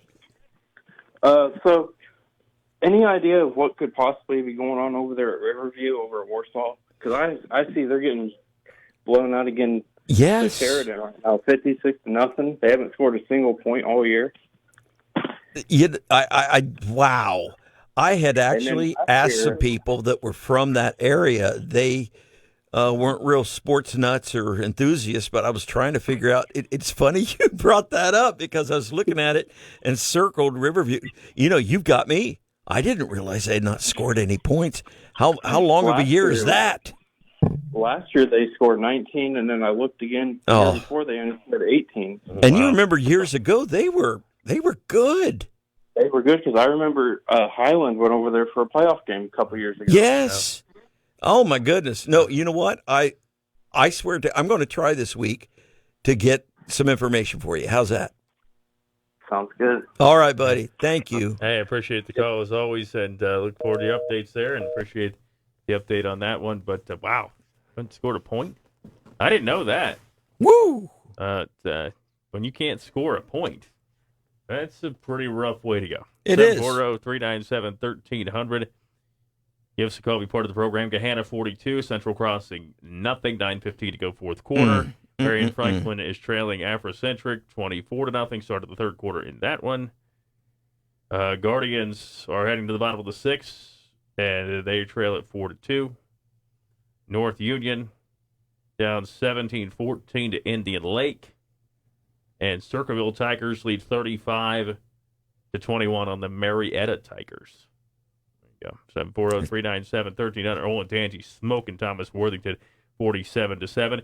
And the latest update here, the Newark Wildcats and Canal Winchester Indians, they have a close one. 10.5 to go in the third quarter.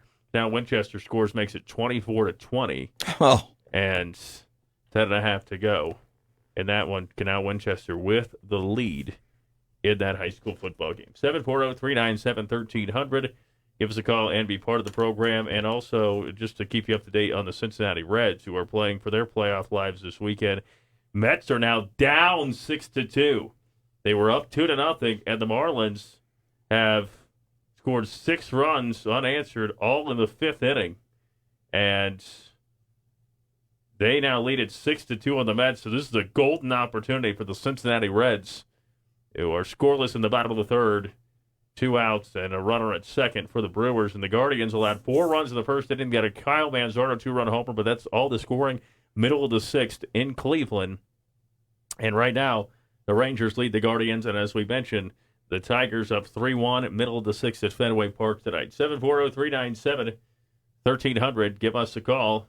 If you're out at a high school football game or you want to talk things, baseball or whatever, give us a call. Kyle Kirby, 59-yard touchdown run, 3.5 to go in the third. Extra point good. Granville 21, Watkins Memorial 21. And a great game in Licking County in that one. 740-397-1300. You can call us and be part of the program. Let's take this break. We'll come back. More of the Spearman Financial Services Sports Roundtable show coming up.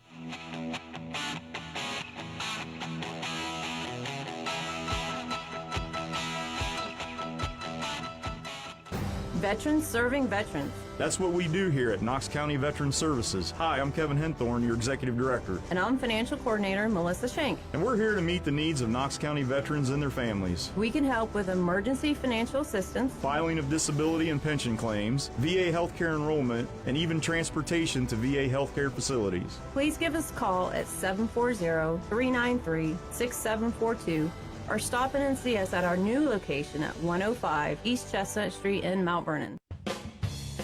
At the Living Center in Mount Vernon, we provide active, carefree, and secure senior living. Our on-site restaurant and salon mean no more battling Mother Nature to enjoy a meal and feel and look good. Give us a call at 740-397-3897, visit us at thelivingcenter.net, or at 201 North Main Street in Mount Vernon and find us on social media. The Living Center is a Levering Management senior apartment community. You're listening to the Spearman Financial Services Sports Roundtable Show, live on 93.7 The Super Q, brought to you in part by Pizza Doc, Griffin Insurance, and Knox County Veteran Services.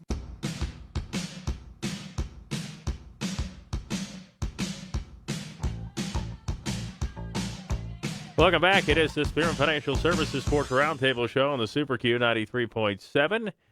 740-397-1300. Jose Ramirez flies out to center field, and so the Guardians can't really get a whole lot going. Meanwhile, the Brewers cash in with 2 outs with an RBI single and lead at 1-0 on the Cincinnati Reds. Heath pinched Johnstown deep at its 11 with 7:01 left, and the Bulldogs with a 14-7 lead. And again, if you're listening right now and you're a Mount Vernon Yellow Jacket fan, you want Johnstown to win that football game. And right now, for the Mount Vernon Yellow Jackets, ultimately, the Jackets defeated both. I guess they beat Heath, too, yes. So I guess it really doesn't matter as much. No. So I guess it doesn't matter. As long as you think Heath's going to keep on winning. Johnstown, a team you would look at and you believe they're going to win. They're going to keep winning. Pickerington Central, 42-21, they lead Lancaster. And that one, 740-397-1300. And pick 6 by Marysville. They go up 14-0 in their ball game. Do a score rundown here for us, Brian, and what you got. We got games that are probably, before we do that, 48-0 now Lexington leads as Markel Martin takes it from 10 yards out. Lexington beating Mansfield Senior 48-0, 3:56 to go in the third quarter. Other scores that you have here, Brian. All right, Granville, Watkins tied at 21. East Knox and Gilead in a good one. Mount Gilead 16, East Knox 7. Guyan 21, Highland nothing.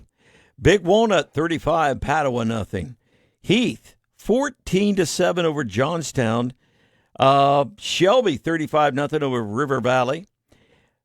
Newark trailing Canal Winchester 27-20. Fredericktown 18, Northmore 7. Loudonville 22, Danville 20. Mount Vernon still 35 nothing over Zanesville. Centerburg 41 nothing over Cardington. And it's Newark Catholic 21, Northridge 14, Clear Fork 31, Marion Harding nothing, and Lexington 48, Mansfield Senior nothing. 740-397-1300, 877-397-8255. First time I've given that a hotline number that doesn't work. All right, don't call that a hotline number. I'm just used to saying it. 740-397-1300. Kyle Manzaro strikes out. Homered earlier in the ball game. Strikes out here. The Mount Vernon Yellow Jackets now up 42-0 as Ben Fitzpatrick. 1-yard touchdown run with 5:54 left of the game. And the Mount Vernon Yellow Jackets up big. Catch that on our WMBO YouTube channel on that one. 740-397-1300. Give us a call. Be part of the program. To the 7th inning. Guardians trailing 4-2 against Texas and need some magic if they want a chance to win tonight. Canal Winchester, Newark Catholic, traded scores. Cats lead at 27-24 in the third quarter there. And the Utica Redskins, a great bounce back for them. They had been shut out in consecutive weeks, and now they're doing that to their opponent, leading 42-0 against the Lakewood Lancers. 740-397-1300. Give us a call and be part of the program. And, you know, it's an interesting thing in the Licking County League because when I talked with them, they're like, yeah, we're just starting conference play this week, and that's interesting. I mean, so despite the fact that you have just the one win for them, they were 1-4 going into tonight because of the fact that they had beaten Danville, but they still got everything to play for. They do. Mean, beyond a playoff spot, you got a chance to win the conference if you, things go your way. It's still going to be tough for them to an extent, but you start off, you get back some momentum a little bit by beating Lakewood, then you see what happens to the Utica Redskins. Yeah, they and I want to be careful because these are kids, but Lakewood's going to let you, unfortunately, inflate your stats and you get some scores and feel good. But it's just those kids I worry about because I hate the fact that they're getting beat like they are each week. But they have good coaches. They're just working on the atmosphere there, let's say. 7:09 to go in the game. Berlin now has a 2-score lead on Darby, 17-7. You know, you think about that jump for Brad Birchfield, and you know, you go from Bishop Hartley to Hilliard Darby. How big of a jump is that? I mean, you talk about all the Hilliard schools that are out there and everything. How big of a jump is that for him in terms of the level of competition that he's going to have to face? Well, the competition's really different. Yeah. But he wanted that challenge, I think. Early on, did we not talk about Newark Catholic being king of the hill, and then suddenly, due to economics or whatever the reason, some of those schools are hurting now. Maybe he saw that coming in the future, maybe not. But he wanted that challenge of going against best of the best in the largest conferences. 740-397-1300. Centerburg score is now 47-7. I'm not exactly sure how it happened. Terry usually gives me the updates there, but it is 47-7 with 50 seconds left. Thanks to Rich Porter, the athletic director there at Centerburg, for that update as the Trojans lead by 40 in that one against Cardington Lincoln. So it was actually Hayden Love running back a 70-yard kickoff after the Pirates scored on a 4-yard touchdown run. I knew Terry would come through for me. 47-7. Centerburg going to beat Cardington Lincoln, and then in Fredericktown and Northmore, 18-7 was the last we heard. That was about 10 minutes ago, and there we go. Just as I said, that a touchdown for the Freddies. A pass to Kirk Parker, who's had a really good game for the Fredericktown Freddies. I believe that's his third touchdown of the game, and the Freddies extend their lead against Northmore. So you look at it, there could be well, I'll wait till she gives me at least 24. Yeah. So at least 24.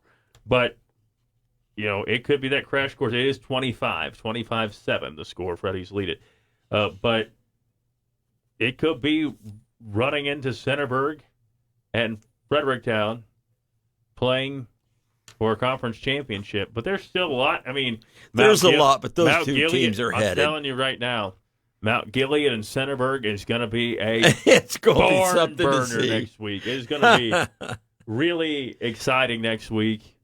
And we're going to be at Centerburg for that ball game. Curtis and Will get a will ticket for that one. Yeah. And now they have a gate there at Centerburg, so you can't just walk in like you could have before. Don't give trade secrets. Well, no. I mean, they couldn't just walk in on game night, but, you could pretty much during the night if you wanted to. There you go. Quick station ID. Super cute. QIO Studios are presented by Knox County Veteran Services, located at 105 East Chestnut Street, Mount Vernon. Stop in and see us today. You're listening to the Ohio Superstation, 93.7 The Super Q, WQIO, Mount Vernon, Newark, Delaware, Mansfield. 740-397-1300. Give us a call, be part of the program, and I know we're going to be hearing from coaches before you know it, because some of these games will wrap it up pretty quick tonight, which we like. 42-7, Orange beats Davidson, our first final of the night. Olentangy Orange. We talk about the computer points and what they have with the computer points. That Olentangy Orange team, right up there in terms of the computer points, and they're very good. And again, you got all those Olentangy schools, and to have one that's dominant like that is pretty interesting.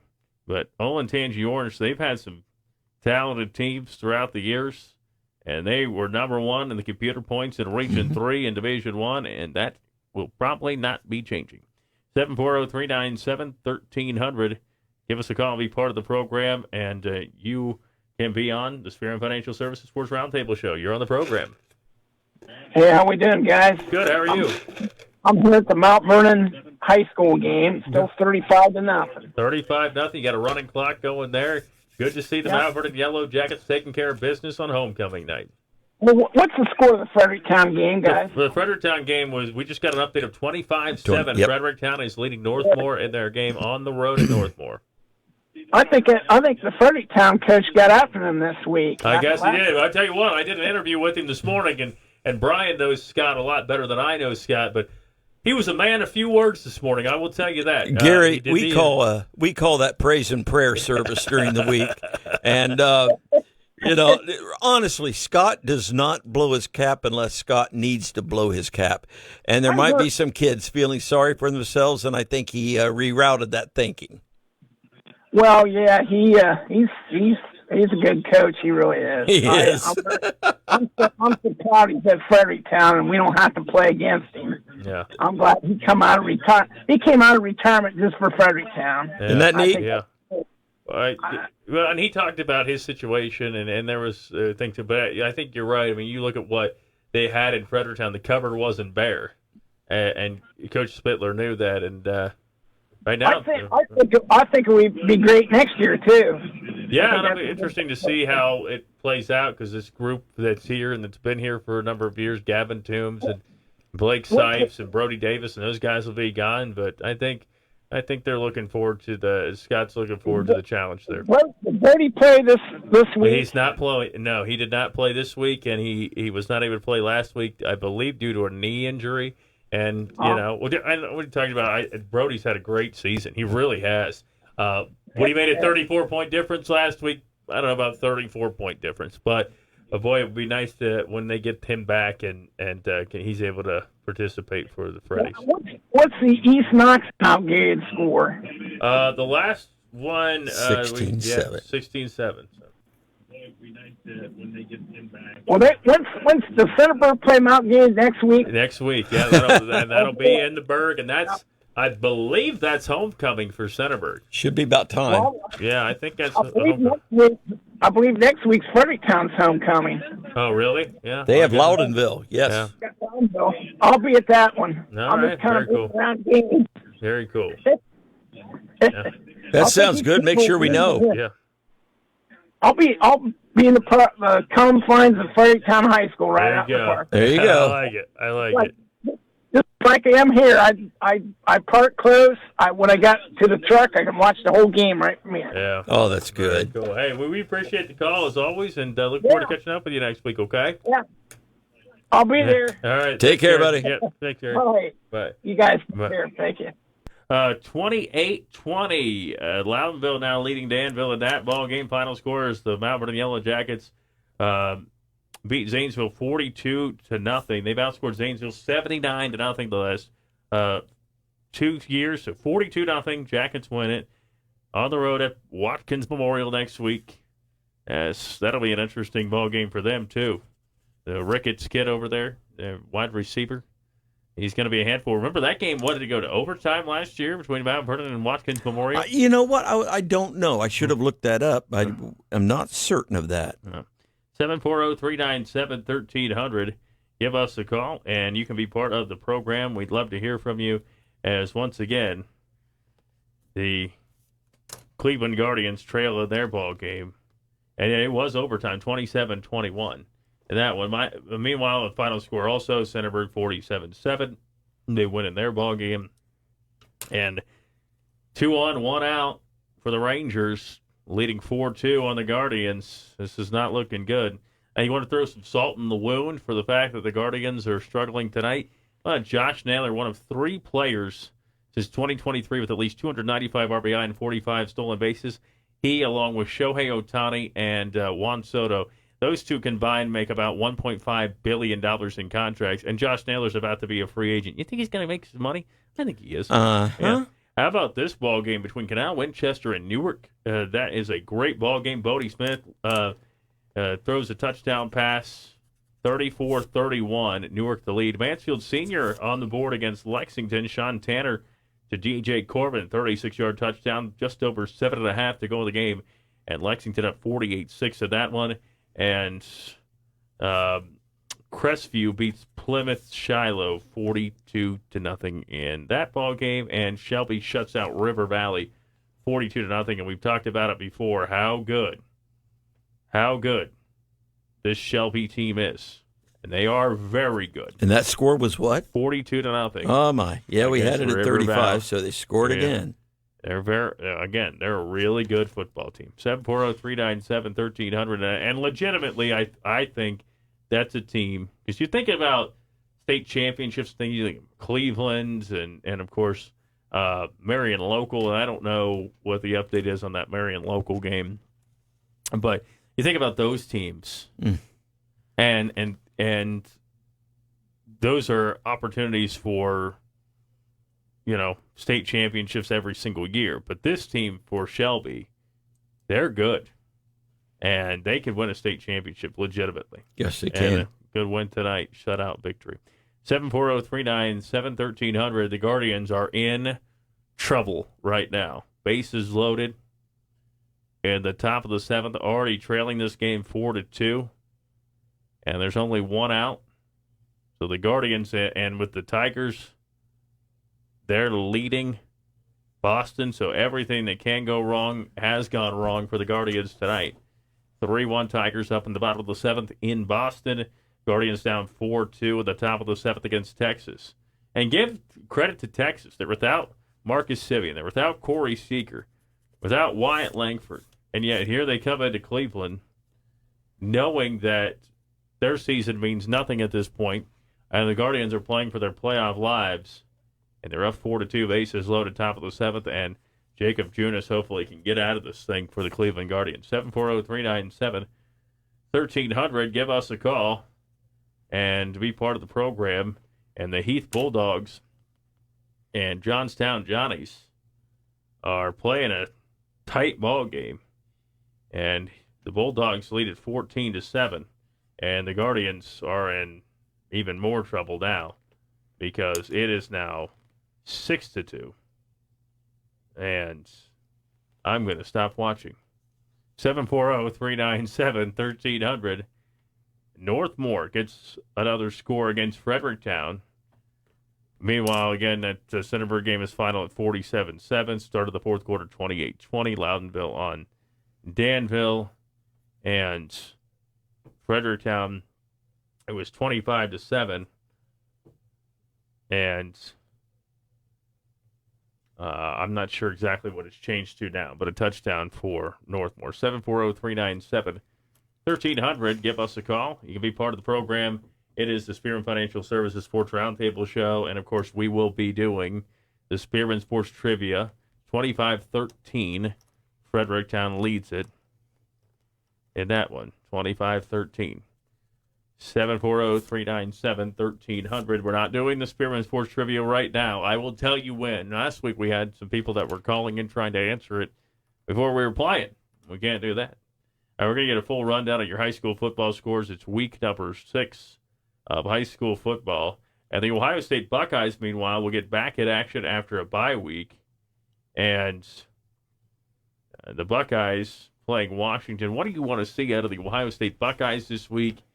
Do you think Bo Jackson should be RB1 tomorrow? If not, he will be. Yeah. It's not punishment, nothing like that. Listen, these kids, they do things that are really good. They we have one kid who's a power runner, one kid who catches the ball and picks up blitzes well, and Bo Jackson learning all of that, and they're all young. And I feel pretty good about that. I want to see Ohio State defensively.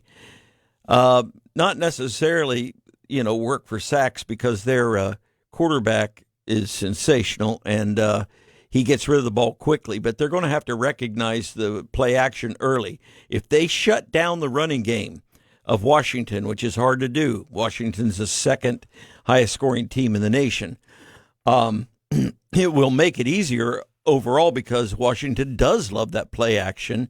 And if you shut down that running game, hey, you're halfway there. They will be playing without one outside linebacker, their middle linebacker, and they have yet another linebacker that I think they say game time decision, but he should play. But they will miss probably 2/3 of the linebacking core. That bodes well if you can get the blocks to the second level and get a lot of yards on the ground. 740-397-1300. Bad news if you're Guardians fans. Guardians now down 6-2 in their ball game. Meanwhile, 3-1. Tigers lead the Red Sox. We're going to get a full rundown of your high school football scores here coming up on the Spearman Financial Services Sports Roundtable Show. Well, let's take this break. More coming up on WQIO.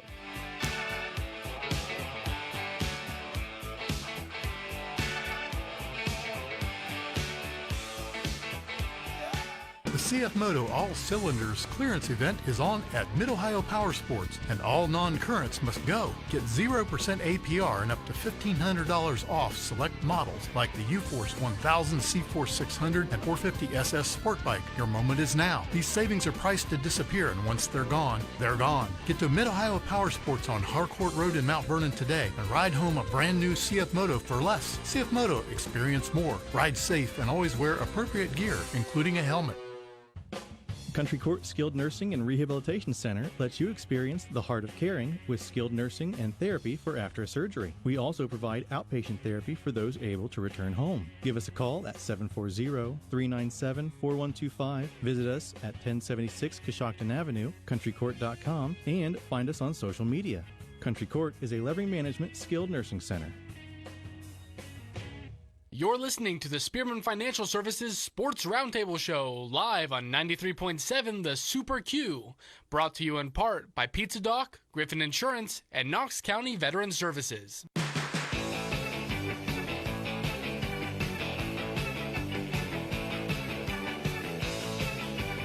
Back here on the Spearman Financial Services Sports Roundtable Show, and Berlin moves to 1-5 as they knock off the Panthers from Darby 17-7. Panthers fall to 2-4. And other finals that we do have, I guess we don't have a final in that Pickerington North game, but they're up big on Westerville Central. And again, Centerburg gets the job done 47-7. Another final score, Clear Fork 31, Marion Harding 7 in MOAC play, and Lincoln Valley beats Licking Heights 45-7. Final in that one, and Bishop Watterson, Jack McCoy, 4-yard touchdown. Ron Watterson up 35-7 in their ball game. And Brian, what scores do you have? Also a final score here. Olentangy beats Thomas Worthington 54-7. Other final score. Well, the only four that I have that are over right now, Clear Fork 31-7. over Marion Harding, Centerburg 47-7 Cardington, Mount Vernon 42-0 over Zanesville, and Shelby 42-0 over River Valley. And we have really a great game going on between Watkins and Granville. It is tied at 28. And so two future Jacket teams are really going at it. Yeah. And they're both good. Yeah. 28-28. Johnstown Heath game, I'm sorry, that is a shocker. Heath 14-7 over Johnstown. Mount Gilead beats East Knox 39-7. That is a final, Okay. thanks to Chuck, who actually remembered to text me. I got to tease him a little bit. Absolutely. On that one. But 740-397-1300. Heath does beat Johnstown 14-7 to begin LCL Cardinal play. Heath beats Johnstown 14-7. I'll be honest with you, I did not think that was going to happen. No. I did not. Ryan Saker had a touchdown run, the only score for Johnstown, but yeah. I talked to one of my students this week. He is from Heath, and Heath told me, or the young man told me, his name's Tim. He said, Coach, we are going to match up just fine, and we're going to give them everything we got. And I thought, that's good, but Heath's been having a rough time. They did it. Yeah. How about this ball game? The Loudonville Redbirds lead at 28-26 on Danville with 9:12 to go in the game. You think that one means something to Ed Hannebarger? That would be huge. Yeah, big huge. win. It would be a big win for him. And, you look at it for Danville, they're looking just to get back on track. They've had some struggles here. Yes, they have. To this point in the season, and they need to get back on track for them. And, again, it was a tough situation they were kind of put in. I wouldn't say put in because, just the way that it is with, high school football and things. But they, you get guys graduating, and it's hard. I mean, a couple of years ago, they had Walker Weckeser and Cole DeLauder and things. And right now for Danville, they're trying to avoid their third consecutive loss. And then, you got to play a Cardington Lincoln team that's pretty good. You got to go to Centerburg. You got to go to Fredericktown. I mean, if they don't win tonight, you could legitimately possibly see 5-6 consecutive losses for them, and they're going to look back at the Utica game and say, wow, we should have won that ball game. Mount Gilead, that was a winnable ball game for them, believe it or not. I mean, Mount Gilead's undefeated, but that was a winnable game for Danville as a back-and-forth contest, and they fell with that one, so different things have happened there. Lexington 48-6, they beat Mansfield Senior tonight. Lexington 5-1. They are 3-0 with the OCC. Head to West Holmes next week for a big one. Tigers fall to 0-6 and 0-3 in the conference. And the Red Sox have cut into the deficit here. They trail at 3-2 in the seventh inning, so we need Boston to bail us out at this point. Let's go to the phone lines, and you're on the Spearman Financial Services Sports Roundtable show. Hello, boys. What's going on? Yeah, hey, we got a big win tonight, didn't we? Yeah, big win for the Mount Vernon Yellow Jackets.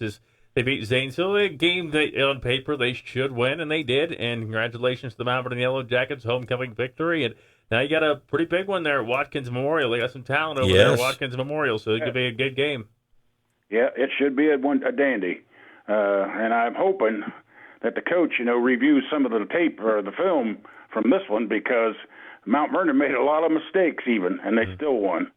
Yeah. It just so happened to be Zanesville, I think, made a few more mistakes than Mount Vernon did. Well, and they clean that stuff up. Mark Weber sees that stuff. They watch film the next morning, and they'll get it figured out. Yeah, I hope so. I hope so for their sake. And, like I say, but it's a good win for a homecoming game and gives them something to look forward to for next week. Yeah, and Justin Sanford didn't have to worry about running out of gas coming home from the game. I got to tease him a little bit, but we appreciate it. That's okay, because when you watch him out there, Tyler, he's running around like a chicken with his head cut off half the time. Yeah, we appreciate Justin, and he had us over there tonight. He runs all over the place. Yeah. That's funny. But anyway, and then also, too, tomorrow, Kenyon's home, and it's their homecoming. They play John Carroll tomorrow at 1 o'clock. John Carroll, yes. Yeah, Brian has his Kenyon polo on right now. Yes. I will be there. Yeah. Oh, okay, bud. Well, maybe I'll see you. Look for the shade. Maybe you can find me in the shade. Hey, sounds good to me. Because there's only one spot on that one end on the Kenyon side that has good shade on it, and I try to get under that every time. So, when I go, because I do intend to go tomorrow too, Brian. So. Yeah, it's a great thing to follow and to honor the kids there at Kenyon. They work as hard as anybody anywhere, and price is pretty good to get in, too, if you have a family. They haven't won a game yet, but, who knows? Being homecoming, maybe that's the game they'll win.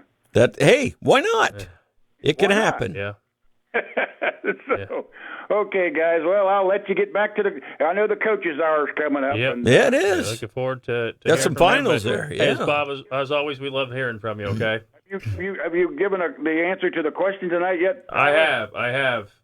Oh well, I didn't get a chance to hear it. Okay. Well, it does play throughout the week, though. Remember, so tune in to WQIO, and you'll be able to hear it throughout the week. So keep that in mind. All right. Okay. Later on, go Jackets, go Kenyon. You betcha. Appreciate the call from Bob there. And, I haven't gotten to get out to a Kenyon game. Usually I call one Kenyon football game a year, but I haven't gotten out there this year. Usually it's later in the year anyway when there's kind of a conflict. They have a soccer game they're doing. But anyway, 740-397-1300. You got an update on the score there. Here's one that we have. And, I mean, this is a great ball game, and I hope it's over before we leave tonight. But Newark and Canal Winchester. It's 38-34. Canal Winchester is leading, but the Wildcats from Newark are on the 21-yard line of Canal Winchester. And so that is a good football game. Isn't it, though? I hope that we can have a final on that before we leave tonight. Cary Blue Devils are 3-0 in Northern 10 play as they knock off Winford 58-7. Perkins, they're a good football team. Perkins Pirates. 63-14. They destroyed Clyde tonight. Lakota East 34, Fairfield 7 in that ballgame. 740-397-1300. Skull be part of the program. Hamilton Township 49, Amanda Clear Creek 21. Circleville beats Marietta in the Battle of Tigers 41-21 in that one. And we mentioned Indian Lake beat North Union 17-14, and Heath beats Johnstown 14-7, a final in that one. Westland leading Dublin Scioto by 10 with 8:42 to go in that ball game, and Zane Trace defeats Westfall 20-7. And if you have a high school football score and you're out there, or you want to celebrate the Jackets win or something, feel free to give us a call. And again, 38-34, Canal Winchester leading Newark into the third quarter, heading to the fourth. Owen Tangi Liberty 21 and Kaufman 7. 740-397-1300 to the phone lines. You're on the Spearman Financial Services Sports Roundtable Show. Hey, Tyler. Hey, you realize what's happening with the Guardians, right? The Guardians are losing right now, and it's not good. I know. Well, here's what happened. Okay, I'm going to tell you. Everybody that's a sports fan is superstitious. Yeah. If you follow the Cleveland sports teams, you probably more so than most, right? Yeah, yep. So I read an article in the Plain Dealer the other day. Terry Pluto wrote, in the Guardians, in the midst of this win streak, their starters had gone 19 straight Yeah, we talked games. about that earlier. Yep. No, you did? Okay, Yeah. I wasn't listening. I'm thinking. Right. So it's like as soon as he writes, as soon as he writes that, then 2 games in a row they get shellacked. Well, The starters get drilled. And it was the first inning. We give up 4 runs in the first. And look, this offense for the Guardians is not an offense that is able to come back. If you saw the stat before the Detroit series, and you saw the number of win-loss records between those two teams, and when they score first, I think the Guardians was like 60-10 or something like that, something ridiculous. And the Tigers was about the same. And the Guardians are just not built to try to come back after they fall behind. Now the problem is, they were in the driver's seat to an extent, because really they kind of had a 1-game lead on Detroit, right? Because they're tied and they own the tiebreaker. But, if this holds and the Guardians lose and the Tigers win, now that opportunity for the tiebreaker is out the window, and you got to win the last 2 games. And it's tough. And they did this to themselves. I mean, they had a 10-game losing streak at one point in the regular season. They had a stretch in which they lost 9 of 10. They did this to themselves. But it's nice to see that they're, battling here at the end of the year. Well, every time I thought they were done and finished, they bounce back. They said the 10-game losing streak, losing 9 out of 10. Yeah. I stuck a fork in them a couple times, but they keep coming back. And every time I thought they had it figured out, then they went in the tank again. So it's typical Cleveland. Yeah, but it's whatever. But disappointing. anyway, It's disappointing, that's for sure. Hey, you brought up the fact that you were reading Terry Pluto. Man, he is a writer, isn't he? He's a great one. I've been reading him for I'm going to date myself here. I bet since about 1980 I started reading his articles. I went to see him in Lakeside, Ohio, I think twice now, and he is a tremendous speaker. And I'll tell you what, if you ever have a chance to read his books, do it. I've had a few, yeah. They're great. No, but for the Guardians right now, we've said it I've really said it for a week here. They got to win, and I know. Look, they weren't going to win 18 in a row like they did in 2017 or whatever, but you got to win a lot of games because they put themselves in this situation, and they're going to have to battle back tonight. We'll see what happens. It looks like Jack Leiter will hopefully get out of the game because he's over 100 pitches, and then you kind of see what happens. But right now, things are not looking good for the Cleveland Guardians right now. The other team you want to watch, and you hate to think this, but there's a chance to back into the playoffs too, because the Astros are still a game behind the Guardians, at least. Yeah. And they've got the tiebreaker with the Astros too, so that's big. In case they don't win the division, there's still a good chance of getting the playoffs. There is. Now they play in Anaheim against the Angels, and the Angels are not very good. That's the hard thing and look, Texas is not gonna. They're over 500. I mean, if they hold on to this win tonight, they're going to be 81-79 and ensure that they at least have a 500 season. And so they're not going to roll over and die. I kind of wish they would, just for the sake of not letting Houston in, but they're not going to do that. The Red Sox can't roll over and die either, because they're only a game ahead of the Guardians and the Tigers going into the night. So they're going to be fighting for their lives too. So I'm hoping that maybe the Red Sox take 2 out of 3. Yeah, that's. Well, we need help, and at this point, we're like I say, we're doing it to ourselves, losing tonight 7-2, and you got to see what happens. Hopefully, they can bounce back here. So, but it's good to be playing meaningful baseball at the end of September, isn't it? Yes, I didn't think that was going to be happening. I did not think you would so ask me either. that about 30 days ago. Yeah, you're nuts. Got that right. So, hey, it's always great talking baseball with you. It really is. And the Trojans won big tonight, too, so that's always great, too. Yeah, 47-7, yep. Awesome. But, hey, as always, give us a call. It's the first time I've heard from you this year, so give us a buzz. We'll talk some sports next week. Hopefully, we're talking about the Guardians in the postseason. That would be great. That would be. I hope that's the topic. Hey, as always, thanks for the call. We'll look forward to catching up next week, okay? Awesome. Take care. Again, appreciate the call there, 740-397-1300. And give us a call, be part of the program. Galleon shuts out Highland 35-0. Marysville shuts out Dublin Jerome 21-0. And Marion Local beats Versailles 20-19, and their win streak is now at 70. You know, I joked, but I told you, I said, they don't know how to lose. You know, you always hear a team doesn't know how to win. Yeah. They don't know how to lose. Yeah, well, they came back tonight. Let's go back to the phone lines. You're on the Spearman Financial Services Sports Roundtable Show. Hey, guys, what's up? It's Chad. Hey, Chad, buddy. You go out to the game tonight? Oh, yeah. Oh, yeah. Homecoming game, and big win for the Mount Vernon Yellow Jackets. And look, your Cincinnati Reds right now are tied at 1 at the bottom of the 5th, and the Mets trail the Marlins 6-2. And I know you're a little Mets fan, too, but I know you're a bigger Reds fan than Mets fan. Well, I got family from New York, so I got to you. respect both of them, Gotcha. and I don't want them coming after me. Yeah. I got you, buddy. Well, the Reds and Brewers tied at 1, and the Mets are trailing 6-2, so this is big for the Cincinnati Reds. Those are two things they need to happen. Well, I mean, obviously the Reds have to win, but, so we'll see, buddy. Maybe. And then Cincinnati Bengals play Monday Night Football. You going to be staying up for that one? I have no idea. You have no I don't know idea. yet. You don't know yet. All right. Well, they'll be playing Monday Night Football. You think the Reds and Guardians are going to make the playoffs? What do you think? I think they will. All right. I like your thinking. Well, Guardians better figure out how to win again if they want to do that. Middle of the 8th, trailing 7-2. But good to see the Mount Vernon Yellow Jackets win. Glad you made it out there, buddy. And you keep in touch with us next week, too, okay? All right, this is going to be a wild finish because you got the AL is. Central on the line, the Yeah. AL East, that last wild card in the boat. Yeah. Yep. Actually. Yep. You've got a lot going on. And look, the Cincinnati Reds will only have themselves to blame losing to Pittsburgh, and the Guardians will only have themselves to blame for having a 10-game losing streak. So those kind of things can't happen if they don't make it. But if they do, none of those things matter anyway. So they won't care. All right. Hey, thanks a lot for the call, okay? Take care. Okay, see you guys. Yeah. Bye. See you, bud. All right, 740-397-1300. Let's go ahead and do our giveaway. Well, I was going to here, but the phone lines are buzzing in, so we'll take this phone call. You're on the Spearman Financial Services Sports Roundtable Show.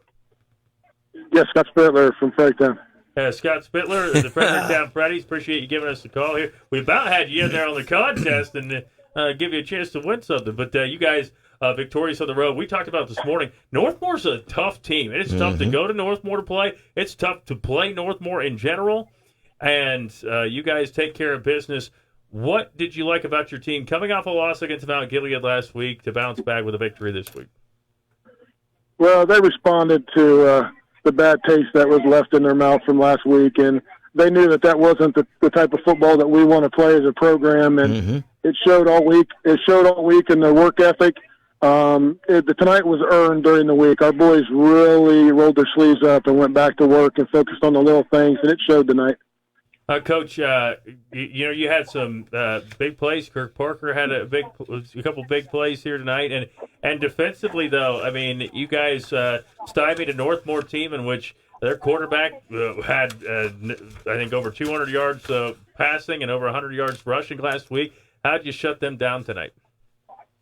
I think the guys up front on the defensive line really made him uncomfortable from the get-go, and our secondary was doing a nice job that even if they completed a pass, we were making them pay for it with solid tackling. So sometimes when you're coming across the middle and you get hit a little bit, maybe your focus is not as great the next time. So that's kind of what we wanted to do, was make sure that if they completed something that they had to earn it, and our guys did a nice job of that tonight. Offensively, what did you like about your team? Just to be able to line up and play Freddie football, get off the ball. Yep. We controlled the line of scrimmage all night.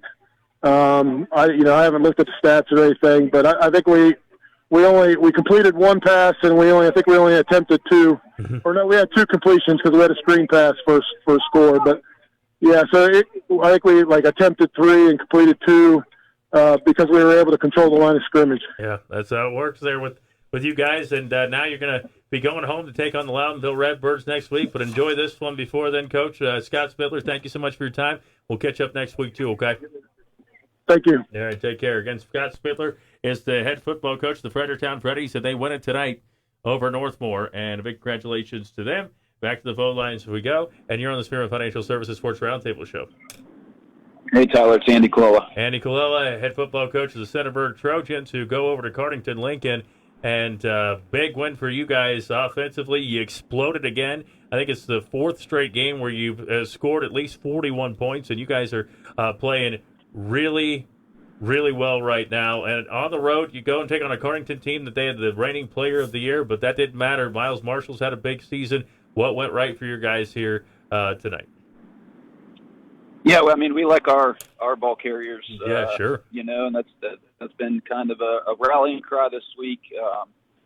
On offense, obviously, I think we executed fairly well. There's we put ourselves in some tough situations at times in the first half with untimely penalties and those kind of things, but we were proud of how the kids responded in those situations, and defensively to hold him.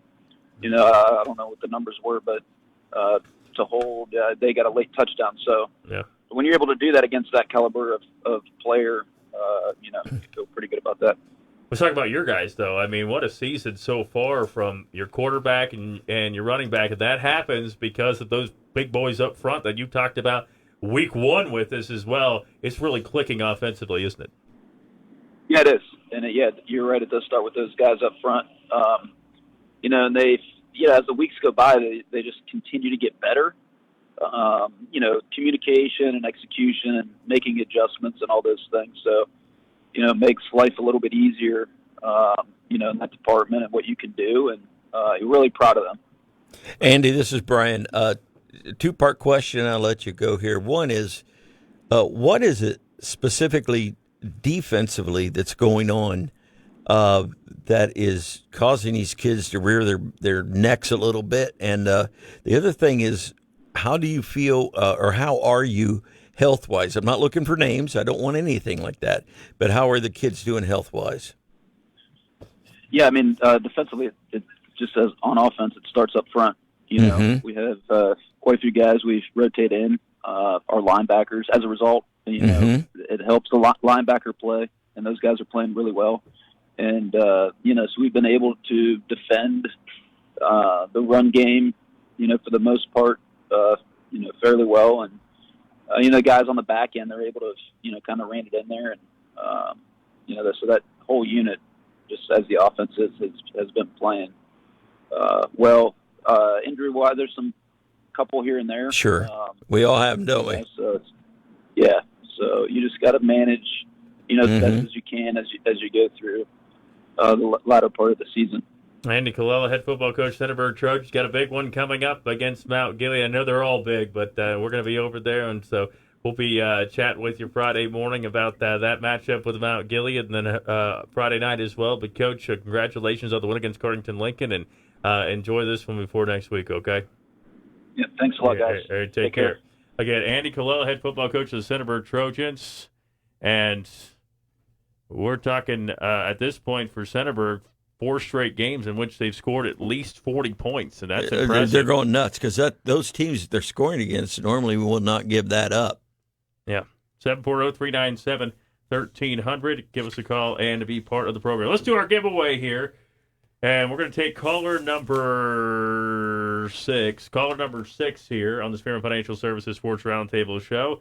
And again, if you didn't catch it, the question for tonight, and you can try to look it up really fast if you want to try to look it up really, really fast. What college football team boasts the most national championships? So the name of the college football team and how many championships they have. All right, take this break. Come back. More of the Spearman Financial Services Sports Roundtable show coming up.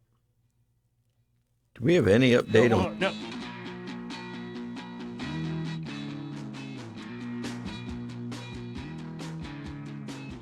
Super Q Time and Temperature is brought to you by A-Plus Auto Brokers. We've been in business for over 30 years, and that's not by accident. We keep Central Ohio moving. Go to aplusauto.com. It's 9:37 and 65 degrees.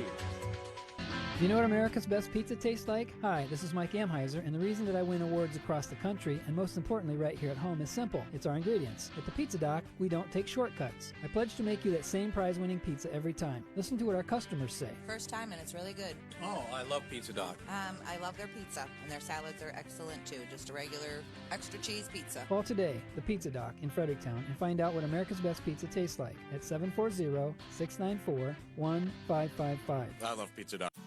Finally, I made the decision to retire at the end of the year. That's great. Unfortunately, I'm not in the position to make the move. I'm sure you've been planning on retirement and working with an advisor who meets with you regularly. If you're uncertain, they'll be able to calculate and at least give you an idea on a retirement date. Well, that's the problem. My advisor changes all the time, and they are not local, and it's difficult to find a time to meet. Have you ever thought about calling Spearman Financial Services? They're local, reliable, and embark on 30 years of servicing individuals and families with their financial needs. Well, I have heard their commercials, and they do provide no-cost financial consultations. I will give them a call and get my retirement plan back on track. Spearman Financial Services, financial plans that last a lifetime. Securities offered through Valmark Securities Incorporated, member FINRA, SIPC. Investment advisory services offered through Valmark Advisors Incorporated, SEC registered investment advisor. Spearman Financial Services is a separate entity from Valmark Securities Incorporated and Valmark Advisors Incorporated. Past performances cannot guarantee future results. One cannot invest directly in an index. Whether it's your home, farm, auto, business, RV, or boat, Griffin Insurance has you covered. Located at 300 Coshocton Avenue in Mount Vernon, we've been protecting what matters most to Knox County for decades. Call 740-397-7488 today and experience the trusted local service you deserve. Griffin Insurance, coverage you can count on from people you know. Central Ohio weather. The temp 64 degrees, under clear skies. The wind is calm. The forecast for this evening, scattered clouds, about 64 degrees. Overnight, a few clouds and somewhat breezy. The temp 57. And then tomorrow, partial clouds, temp about 78. That's Storm Track weather on Ohio's Superstation 93.7, the Super Q.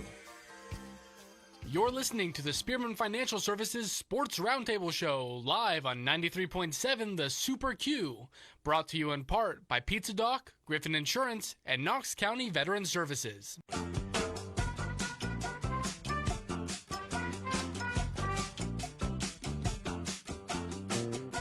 All right, we got ourselves the winner, the Yale Bulldogs. Most national championships with 18. Alec Pounds is our winner. Congratulations, Alec, for that. Meanwhile, Northridge walks it off after it looked like runner was stopped. However, a senior offensive lineman picked up the ball, finds the end zone, and the Vikings beat Newark Catholic. How about that? Thanks to Mike for that update. But, boy, 740-397 1300. Give us a call and be part of the program. We do have a winner, Alec Pounds. And Alec, we like steak. Now, I tease. But congratulations. Be listening in throughout this week on WQIO on that. Let's do a rundown of scores you got here, Brian. We've still got games that are going on. That Newark game just is going forever. By the way, Bishop Hartley wins 40-7. And the Reds have taken the lead in Milwaukee, which is huge for Cincinnati. Meanwhile, the Cleveland Guardians are in trouble right now. But, yeah, you can see the video here of this game for Newark Catholic and Northridge, and I'm watching it, and I don't know exactly what happened, but it looked like the whistle had blown, and they let them pick it up and score. So there you go. Let's do a rundown here, Brian, and then we'll get back to the phone lines. All right. A lot of these things are filling in for us. We have these are all finals. Utica 43, Lakewood nothing. Lexington 48-6 over Mansfield Senior. Clear Fork 31, Marion Harding 7. NOT Northridge 29, Newark Catholic 28. Centerburg 47, Cardington 7. Mount Vernon, happy homecoming. You defeated Zanesville 42-0. It is Fredericktown a winner over Northmore 25-13. Shelby 42, River Valley nothing. Heath defeats Johnstown 14-7. Big Walnut defeats Padua 42-0. Galion 35-0 winners over Highland. Mount Gilead 39, East Knox 7. And we have a wild one at Watkins, and it's Watkins Memorial 35, Granville 28. And the final again, we have Sheridan 63, Riverview nothing. All right, back to the phone lines, and you're on the give us a call back. I got it just a second late, I guess. 740-397-1300. Give us a call and be part of the program today or tonight. And thanks to Spearman Financial Services, Griffin Insurance, the Living Center, Senior Living Apartment Communities, in part for bringing you tonight's show and all season long. Back to the phone lines. You're on the Spearman Financial Services Sports Roundtable Show.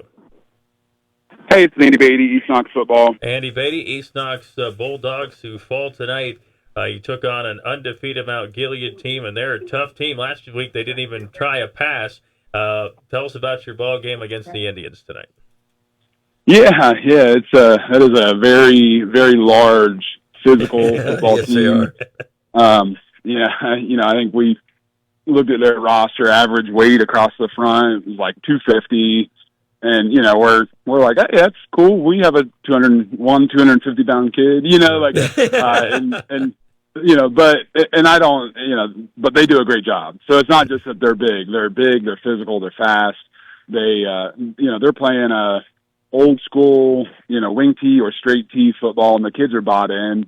And I thought that our guys did a really good job, especially that first half. We were bringing everything we had, so it was, I think it was 16-7 at half. And it had kind of been one of those back and forth a little bit. We just had a couple drives that got stalled, and then that third quarter was kind of a war of attrition. They're very physical, large, and we did a good job for a while, kind of making them earn it, but we just couldn't quite get something positive to happen on offense. And then if we did, there was one official that really liked to throw a holding call after a big play, it seemed like. So evidently you only hold in the spread. Nobody holds when they're in T formation anymore. Oh, yeah. I'm not part of the real rules. sure, but I can say what I want now that official's not around here. So, but it was, I was really proud of how our boys played. It was one of those that, you spend this much time with these guys. I've spent 4 days a week with most of these kids in the off season, and, here lately about 7 days a week, because about half the team goes to my church. And so I know them well. And, you look them in the eyes and you can tell that they've brought it, that they brought everything they had. They played, I would say, beyond their ability, because they are, they're empty in the tank. And so that's what I'm asking for. So I'm proud of them. And they're going to keep fighting, because that's what East Knox football is about. Brian, do you have anything? Yeah, I just in trying to counteract that size thing, that's got to be difficult, because, like you said, Andy, there's some guys that can have offensive lines that are pretty good size, but they don't move well. But I watched a little film on them, and my golly, they are, they remind me. I will always love ours the best. When the offensive line you were on in Mount Vernon, I mean, it was impossible trying to feed you guys. But they were really, truly athletic, and that causes problems, doesn't it? Yeah. Oh, yeah, that is, that's exactly it. It's like they're big. Usually when you see big, you're like, all right, they'll be sloppy. Sure. Slow. But it's like, no, they're big, and they're fast, and they're physical. It's like, oh, cool, awesome. And our approach was, we had seen other teams that had tried to go toe-to-toe against them with their size. And, right. I was like, all right, let's think outside the box. So we tried to go toe-to-toe with our speed, and, we brought in, an extra D lineman, but he probably weighed 165 pounds, sophomore, and he played out of his mind. It was one of those where it was going to be hard for us to go toe-to-toe with that size. So we were like, well, let's bring speed and, peskiness and relentless pursuit to the ball. That's what it really impressed me, is how many times we call it a dog check, where you get 11 hats on the ball carrier. How many times we got a dog check. And that's just desire and wanting it. And our kids have that. So unfortunately it's not translated into wins. But they are building. We are improving. Yes. Again, we appreciate Andy Beatty joining us here, and you guys go back on the road, take on a pretty good Northmore team. It's coming off a loss tonight to Fredericktown, but Coach, as always, we appreciate your time. Look forward to catching up with you, okay? Yeah, thanks, guys. God bless. Take care. And Andy Beatty, head football coach, East Knox Bulldogs. Appreciate him joining us. Got to get a break, get here, come back. By the way, Boston has tied Detroit in their ball game, heading to the ninth inning. Bottom of the ninth there. Let's take this break. We'll come back. More of the Spearman Financial Services Sports Roundtable Show coming up.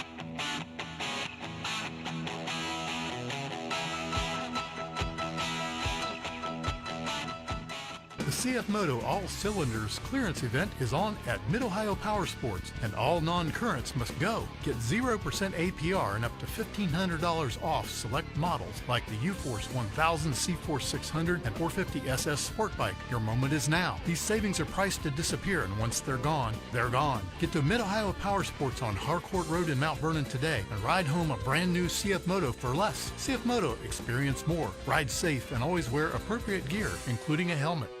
Do you know what America's best pizza tastes like? Hi, this is Mike Amheiser, and the reason that I win awards across the country, and most importantly right here at home, is simple. It's our ingredients. At the Pizza Doc, we don't take shortcuts. I pledge to make you that same prize-winning pizza every time. Listen to what our customers say. Alyssa, you ever had it before? I have not, and I must say, the pizza is absolutely delightful, but the Italian sub might be one of the best subs I've ever had. Call today, the Pizza Doc in Fredericktown, and find out what America's best pizza tastes like at 740-694-1555. I love Pizza Doc. Veterans serving veterans. That's what we do here at Knox County Veteran Services. Hi, I'm Kevin Henthorne, your Executive Director. And I'm Financial Coordinator Melissa Schenk. And we're here to meet the needs of Knox County veterans and their families. We can help with emergency financial assistance, filing of disability and pension claims, VA healthcare enrollment, and even transportation to VA healthcare facilities. Please give us a call at 740-393-6742. or stop in and see us at our new location at 105 East Chestnut Street in Mount Vernon. At the Living Center in Mount Vernon, we provide active, carefree, and secure senior living. Our on-site restaurant and salon mean no more battling Mother Nature to enjoy a meal and feel and look good. Give us a call at 740-397-3897.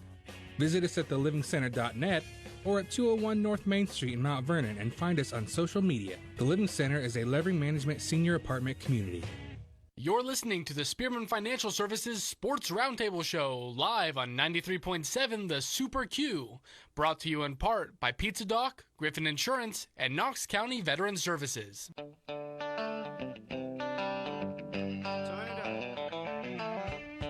Welcome back. It is the Spearman Financial Services Sports Roundtable Show on the Super Q 93.7. Brian, we got a lot of high school football scores that are in at this point. Meanwhile, the Cleveland Guardians, if you're a Cleveland Guardians fan right now, you are absolutely a huge Boston Red Sox fan, as they have tied the game with the Detroit Tigers in that one, because it doesn't look like the Guardians are going to win in this one. Let's do a rundown. You got a lot of final scores and things, so let's do what you got right now, Brian. Okay, for the finals, we have 3, Riverview nothing, Mount Gilead 39, East Knox 7, Galleon 35, Highland nothing, Big Walnut 42, Padua nothing, Heath. Talk about an upset. Heath upsets Johnstown 14-7. Shelby 42, River Valley nothing. Fredericktown defeats Northmore 25-13. It's Danville coming all the way back, defeating Loudonville 34-28. Mount Vernon wins its homecoming game 42-0. Cinderberg 47, Cardington 7. Northridge in overtime defeats Newark Catholic 29-28. Clear Fork 31, Marion Harding 7, Lexington 48, Mansfield Senior 6, and Utica 43, Lakewood nothing. Boston Red Sox walk off the Detroit Tigers at Fenway Park. And, again, it's a combination of wins and losses between the Tigers and the Guardians. Guardians probably not going to win this game against the Rangers tonight, but the loss by the Detroit Tigers helps us big time. And so now the Guardians, it's almost like a wash, but they better figure out. Right now, the Guardians and the Tigers are tied for first place, but the Guardians hold the tiebreaker. So if it's tied at the end of Sunday, the Guardians are the division champions in the American League Central. But the Guardians right now are down 7-2 with one out in the bottom of the ninth at Progressive Field with one on base. 740-397-1300. Give us a call and be part of the program. We're hoping we get that score for the Newark Wildcats. But by the way, with that win for Boston, they claim a spot in the playoffs. If the Guardians win tomorrow and the Tigers lose, we win the American League Central Division. All right, other scores that are coming up. Again, we're waiting for that Newark Wildcat. Boy, what a game with Canal Winchester tonight. And we are trying to find out everything that's happening with that one. We'll keep you in the loop there. 740-397-1300. Hope to hear from some more coaches as well on the program. 740-397-1300. Congratulations to Alec on winning the trivia question here tonight. 3 minutes left again. Newark trailing Canal Winchester 45-41 in that one. 740-397-1300. Give us a call and be part of the program. And again, the Guardians probably going to lose tonight. But thank you to the Boston Red Sox in winning that one. And now the magic number is down to 2. And the Cincinnati Reds up 3-1. 740-397-1300. Call us and you can be on the program today. A quick break. Come back. More coming up. WQIO.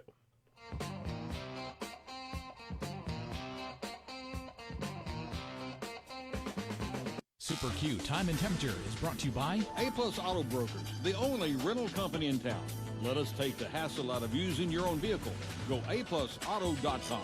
It's 9:54 and 63 degrees. Finally, I made the decision to retire at the end of the year. That's great. Unfortunately, I'm not in the position to make the move. I'm sure you've been planning on retirement and working with an advisor who meets with you regularly. If you're uncertain, they'll be able to calculate and at least give you an idea on a retirement date. Well, that's the problem. My advisor changes all the time, and they are not local, and it's difficult to find a time to meet. Have you ever thought about calling Spearman Financial Services? They're local, reliable, and embark on 30 years of servicing individuals and families with their financial needs. Well, I have heard their commercials, and they do provide no-cost financial consultations. I will give them a call and get my retirement plan back on track. Spearman Financial Services, financial plans that last a lifetime. Securities offered through Valmark Securities Incorporated, member FINRA, SIPC. Investment advisory services offered through Valmark Advisors Incorporated, SEC registered investment advisor. Spearman Financial Services is a separate entity from Valmark Securities Incorporated and Valmark Advisors Incorporated. Past performances cannot guarantee future results. One cannot invest directly in an index. The jumbo wings are practically flying out the door at Smith Heisler Meats. Yep, it's tailgate season. Bone in or boneless, hot and spicy, or add your own flavor. These hearty wings are crowd pleasers for sure. Grab some coleslaw, made fresh every day, and barbecue beef from the deli, and you won't hear any complaints. This is Wayne at Smithheiser Meats. Pick up fresh, delicious, and original tailgate favorites at your neighborhood grocery store with custom meats and more. Smithheiser Meats, Columbus Road, west of Mount Vernon.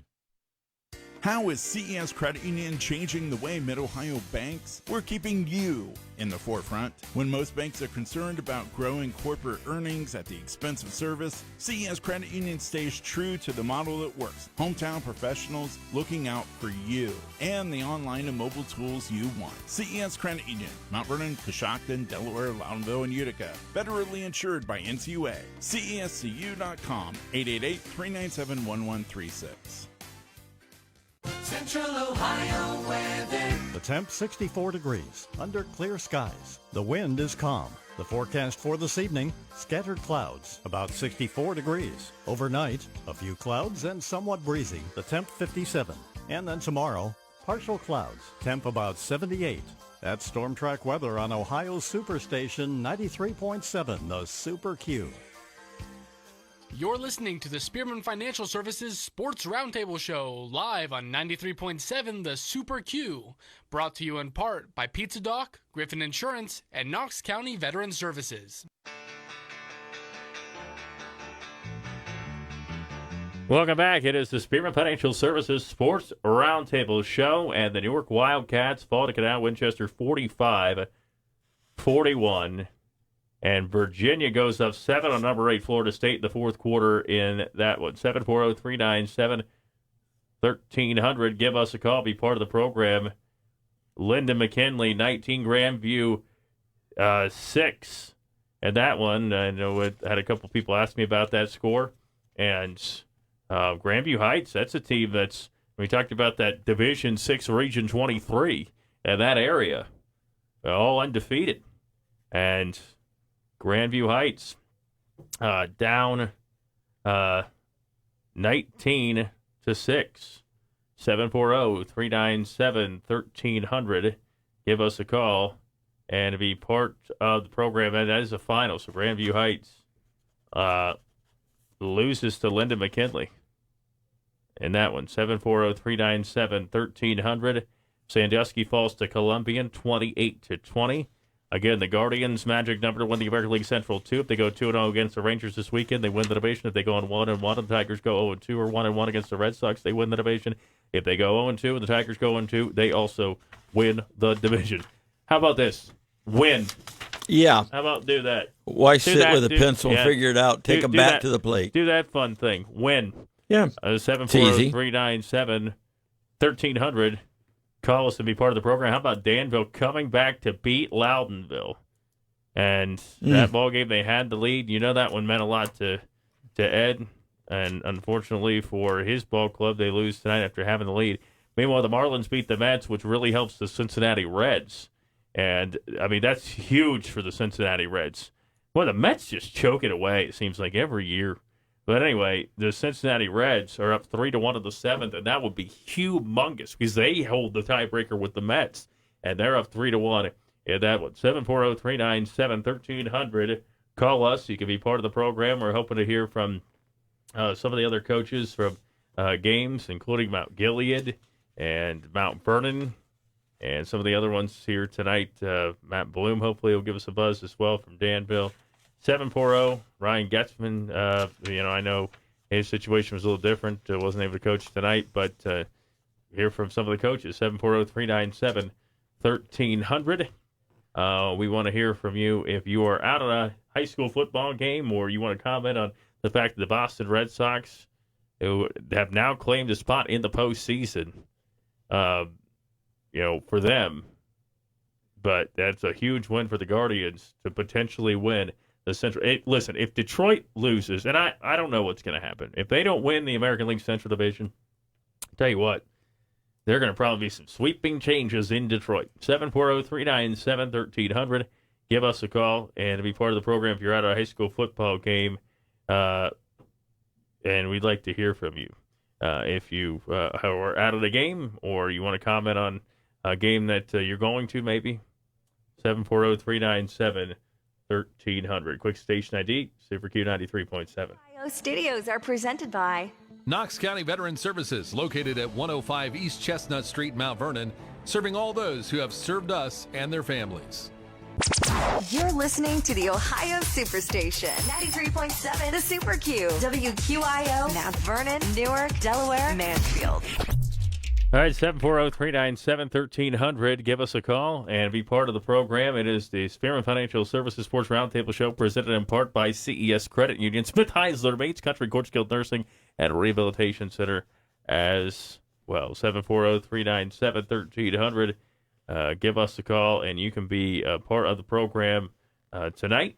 If you want to talk some football with us, of course, the Ohio State Buckeyes, they're in action tomorrow, and they're taking on the Washington Huskies, by the way. Again, the man who leads the band went to Centerburg out there in Washington. Top-ranked Ohio State Buckeyes against the Washington Huskies. And it's never easy to play on the road. Washington program best 22-game winning streak at a Husky Stadium is up against its toughest challenge as the number one ranked team in the country. The Ohio State Buckeyes visit Washington tomorrow night. Washington 3-0, Buckeyes 3-0, and the Ohio State Buckeyes will see what they can do. And Julian's saying going into that environment, it's going to be tough. I mean, for anybody going into that environment. Ohio State 23-3 in true road games, 20-4 with more than 1 week to prepare for the opponent since Ryan Day became head coach in 2019. Do you think the bye week is the difference in this? Do you think it's talent level that's the difference in this game? The Ohio State Buckeyes playing on the road. It's truly all of it. Actually, a week off right now is not that horrible. Mm-hmm. I think that, get everybody healthy. They worked on absolute fundamentals for one solid week and then game planned, for this week. And I think that's a smart way to do it. Took them out early, get them acclimated to the time. And they're just running on what they call Buckeye time right now. If it's 4 o'clock out there and 1 o'clock for the Buckeyes, mm-hmm. It's 1 o'clock in their minds. So they went out early, acclimated to that. I think Ohio State can get things done, but I'm not going to lie. I believe this is a tough one. Don't fall out of your chair because the Buckeyes got a home night game against Minnesota next week. Woohoo! Yeah, I think that's surprising. A lot of people are like, "Oh, he's playing at noon." And I bet you that Illinois game will probably be back at noon. That's my guess. But 740-397-1300. Call us. You can be part of the program. And looking at it tonight, though, got the Centerburg Trojans a winner, Fredericktown Freddies a winner, Mount Gilead Indians once again a winner.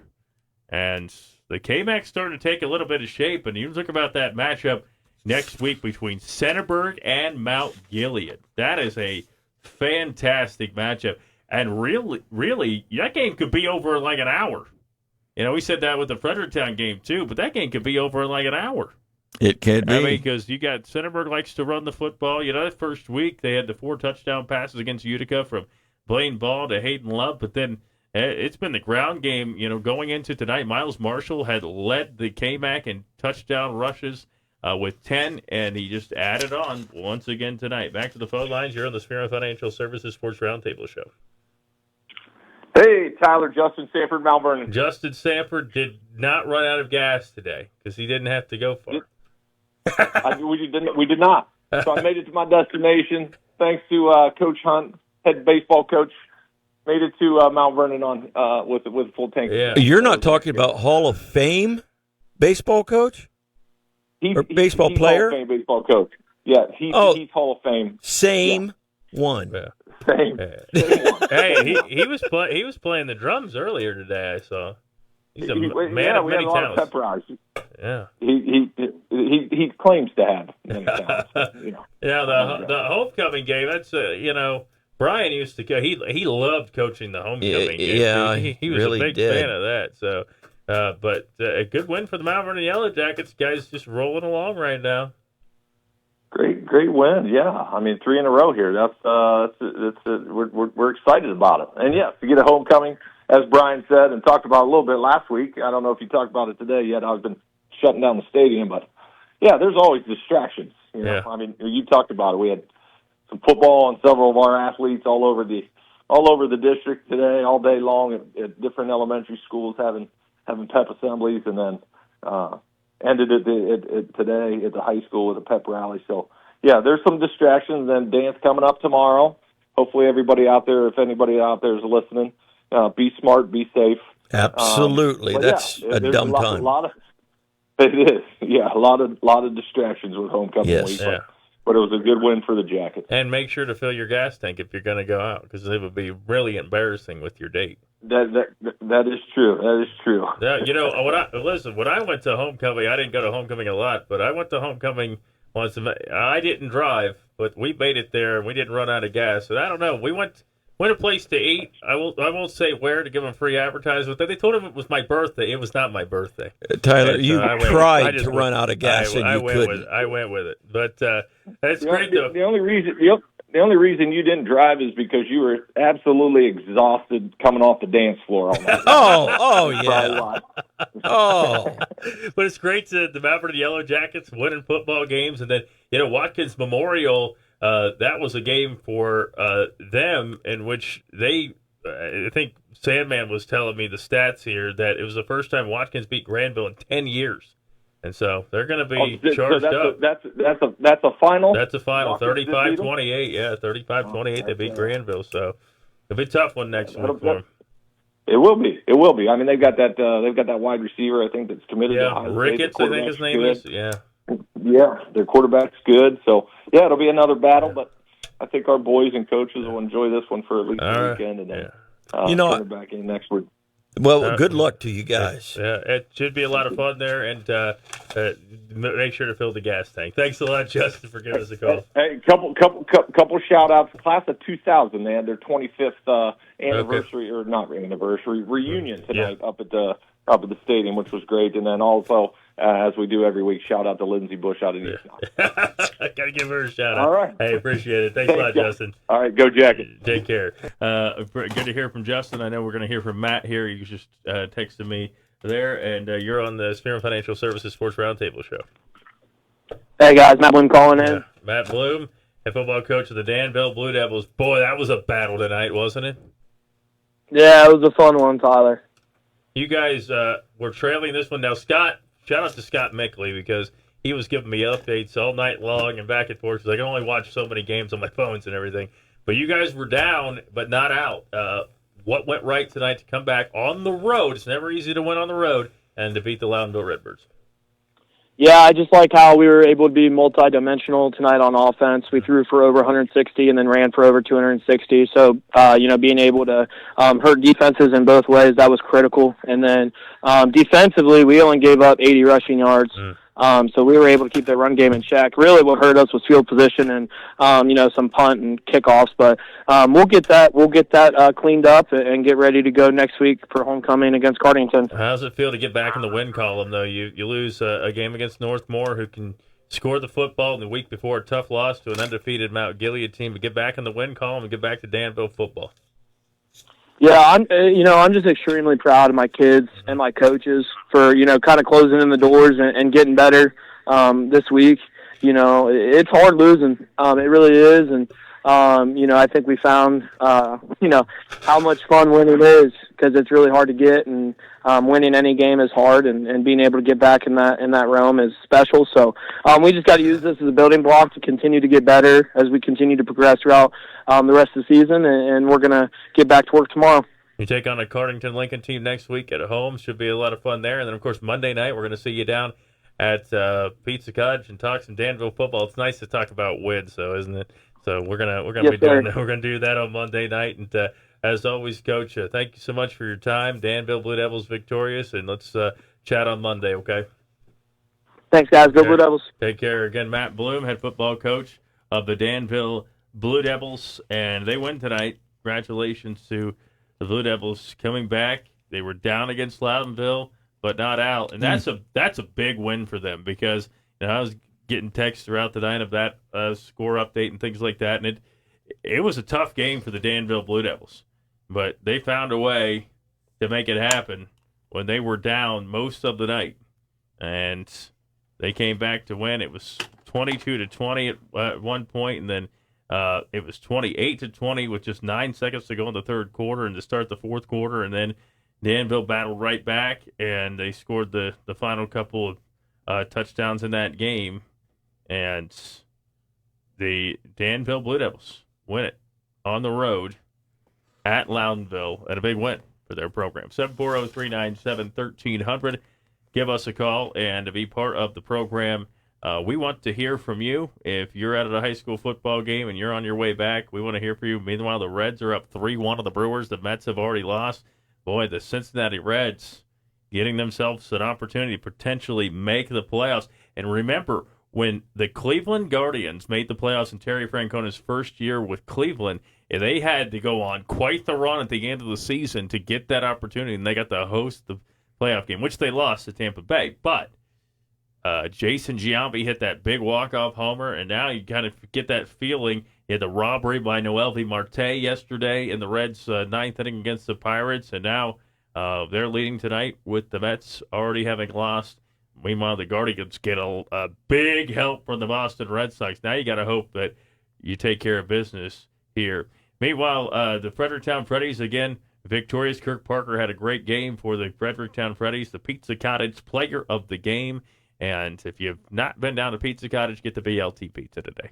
740-397-1300. Call us. Be part of the program. Hoping to hear from some more coaches here on the program as well. And the Fredericktown Freddies victorious, Centerburg Trojans victorious, Danville victorious, Mount Gilead victorious. We are Mount Vernon victorious. And, well, I was thinking the K-Mac. You think about the K-Mac, and congratulations to the Mount Vernon Yellow Jackets. Continue to win football games, have a great year. But the K-Mac right now, we're in for a photo finish. I really believe that in the K-Mac. Yes. All right, let's go back to the phone lines, and you're on the Spearman Financial Services Sports Roundtable show. Hey, Ryan. Yeah. Good. How are you doing? Well,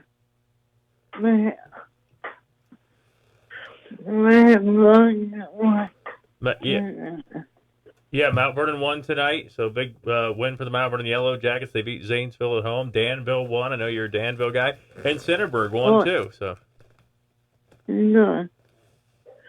Hey, come on. What's that? Ohio State. Yeah, they play tomorrow. We'll have it at 2 p.m. on WMVO, but it's a 3:30 kickoff. The Buckeyes play Washington. What do you think? Final score prediction?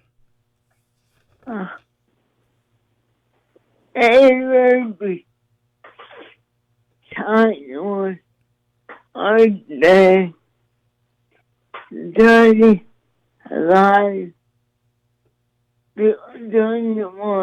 35-21? Yeah. All right, that's what we like to hear. And your Cincinnati Reds are having a good night, too. They're ahead, plus the Mets lost. So, hey, the Cincinnati Reds might make the playoffs, too. And the Guardians, who knows what they'll do in the next couple of games to possibly win. But certainly things are going well in Ohio. They will win. Yeah. Yeah. They will. Both teams will be in the playoff. Yeah, so they were a game behind the Mets. They hold the tiebreaker. Mets lost. Reds have the lead. So if they tie, all the Reds have to do is win the next 2 games, and they're going to win it. They're going to make it the playoffs. But they got to win tonight. So Yeah. So we'll see what happens. I Yeah. So should be a lot of fun. But Ryan, as always, we appreciate you giving us a call, buddy. Good to hear from you, and call us next week, okay? All right. Take care. Appreciate Ryan giving us a buzz. And Cincinnati Reds are battling here, and let's see if they hold on, get that win. They're going to look back and they're going to say we should not have lost to Pittsburgh. 740-397-1300. Hoping to hear from Mike Reed, Mount Gilead Indians, first time ever that they're 6-0, as they were victorious tonight over East Knox. And what a season! And then they got what a great game at Centerburg next week. Mount Gilead and Centerburg. Get your popcorn ready. That's on WMVO's Facebook page and YouTube, by the way. Huge. Back to the phone lines. You're on the Spearman Financial Services Sports Roundtable Show. Hi, guys. This is Coach Reed from Mount Gilead. Coach Reed from Mount Gilead, the Indians. What is this? Now, correct me if I'm wrong, Coach. This is the first time ever in the history 6-0 for Mount Gilead. That's true. We had a 1962 team, I guess, that was 6-0-1. They had a tie in there. But, we're the first one to be unblemished, I guess. Yeah, that's pretty awesome. And you got a big matchup next week with Centerburg. But let's have some fun talking about tonight's game. You pick on the East Knox Bulldogs. That's the team that has the leading passer in the conference, right? And you guys like to run the football. How'd you guys control this football game, pick up a win, and give yourself an opportunity to take on a 5-1 Centerburg team with a 6-0 record next week? Well, I tell you what, we really didn't control it the way we wanted to at first. We had kind of a slow start to Coach Beatty and East Knox. That's probably one of the best one-win teams I've ever seen. They play extremely hard, and Andy's a class act. His kids always play really, really hard for him.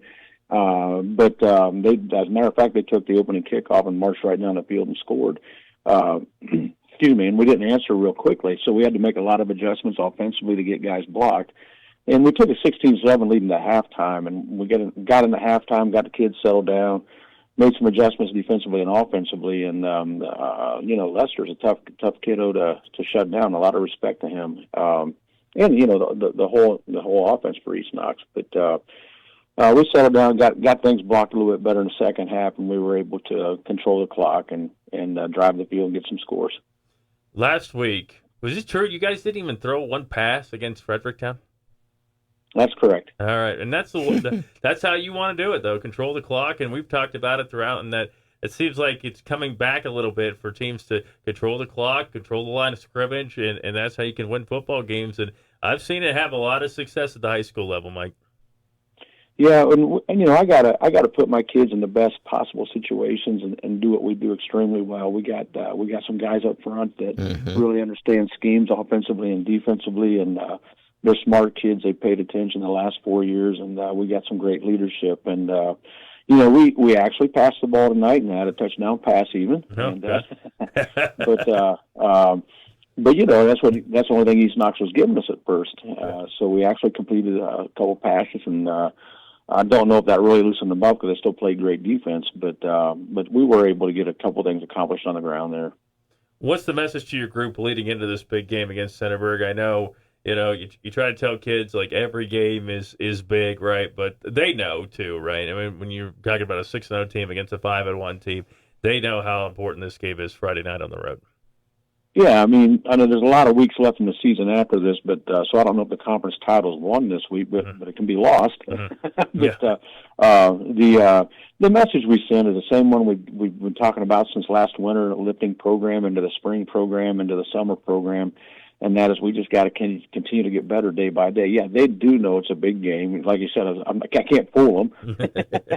They're smart kids, and I don't want to fool them. I'd rather be honest with them. It is a huge game against a pretty good team that's well coached, and they have veteran players too that are pretty daggone good. I just take it day by day and rep by rep, and we'll try to. We're in the Centerburg film tonight. The coaches are, and tomorrow we'll watch our film with the kids and correct some things and then get started on Centerburg. And we'll take it day by day. And with the message we send every week is we got to win on Saturday, we got to win on Monday, we got to win on Tuesday, Wednesday, Thursday, so that we can win on Friday. So we're going to take it like we always do. We respect every single opponent. And, probably the best thing that we can do is manage emotions, that we don't go into the game too hyped up, and we just do our jobs. My team right now is very businesslike, and I kind of like that. Sure. Yes. Yeah. Yes. Well, Coach, we're looking forward to catching up with you and some players Monday night, eating some pizza, and having a great time at Pizza Cottage and talking about the 6-0 Mount Gilead Indians. But appreciate your time as always, and we'll chat Monday night, okay?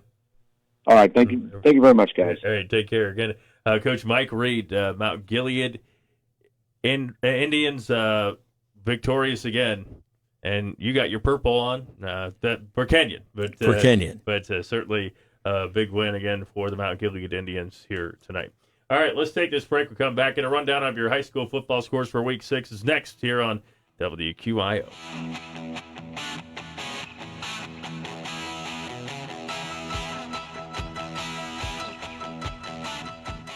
Super Q Time and Temperature is brought to you by A-Plus Auto Brokers. We will buy your car. Bring it into us at 504 West High Street, Mount Vernon. Go aplusauto.com. It's 10:20 and 64 degrees. Whether it's your home, farm, auto, business, RV, or boat, Griffin Insurance has you covered. Located at 300 Coshocton Avenue in Mount Vernon, we've been protecting what matters most to Knox County for decades. Call 740-397-7488 today and experience the trusted local service you deserve. Griffin Insurance, coverage you can count on from people you know. Dreaming of greater independence? Knox County Mobility Management is your path to accessible transportation. Whether you need to get to the grocery, the doctor, or just somewhere that you need to be, call 740-392-2200, extension 2218. Monday through Friday, 8 to 4:30. Free transportation coordination services are provided at no charge. Visit knoxhealth.com to learn more. Knox Public Health. Let us help get you where you want to go. You're listening to the Spearman Financial Services Sports Roundtable Show, live on 93.7 The Super Q, brought to you in part by Pizza Doc, Griffin Insurance, and Knox County Veteran Services.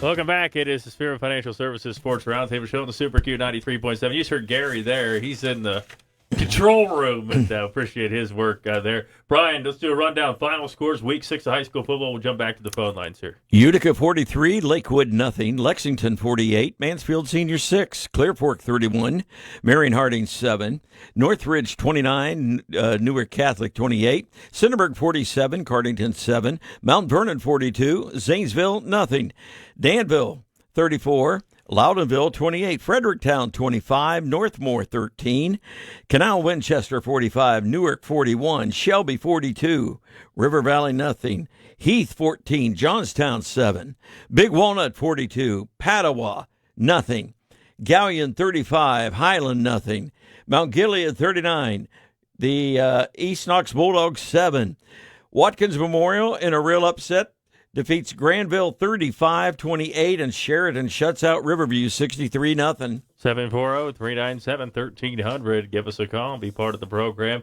Guardians lose tonight, but so do the Tigers. So the Guardians, 2 games to play. If they win out, they're division champions. A lot of things could happen the next couple of days, but the Guardians fall today. Reds, meanwhile, are up in their game. Mets already lost. Big opportunity for the Cincinnati Reds. But in high school football, Fredericktown Freddies, Mount Vernon Yellow Jackets, Danville Blue Devils, Centerburg Trojans, Mount Gilead Indians, all victorious here. And it'll be interesting to see. I mean, like we talked about, that Division 6, Region 23, which Mount Gilead's in and Centerburg's in, boy, it's a gauntlet in that area. And the Mount Vernon Yellow Jackets, they were already in playoff position going into tonight. Now, they're going to get a lot of points for beating Zanesville, but they will get points because of Heath. So I'm interested to see as we go forward, winning football games is going to be important. Back to the phone lines. You're on the Spearman Financial Services Sports Roundtable Show.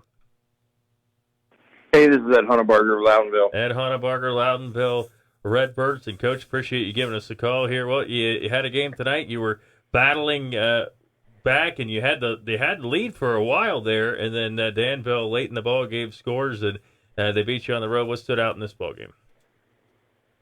It was great effort. You know, I think both teams obviously played really hard and did great effort. Our kids really battled. When it comes down to the end, Danville just caught a few more breaks than what we did, and you know, it's of course they beat us by a touchdown. Mm-hmm. Coach, you know, you start the year with a couple of wins there against Mapleton and Richmond Heights, and then you played a really good Centerburg team last week. And again, the K-Mac is just unforgiving. There's really no off weeks at all in the K-Mac right now.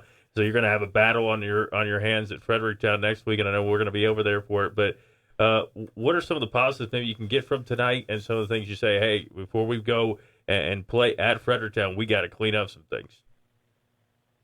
You know, once again, our effort was outstanding. You know, we played really hard. We battled. You know, we got behind a little bit. We came back. We went ahead.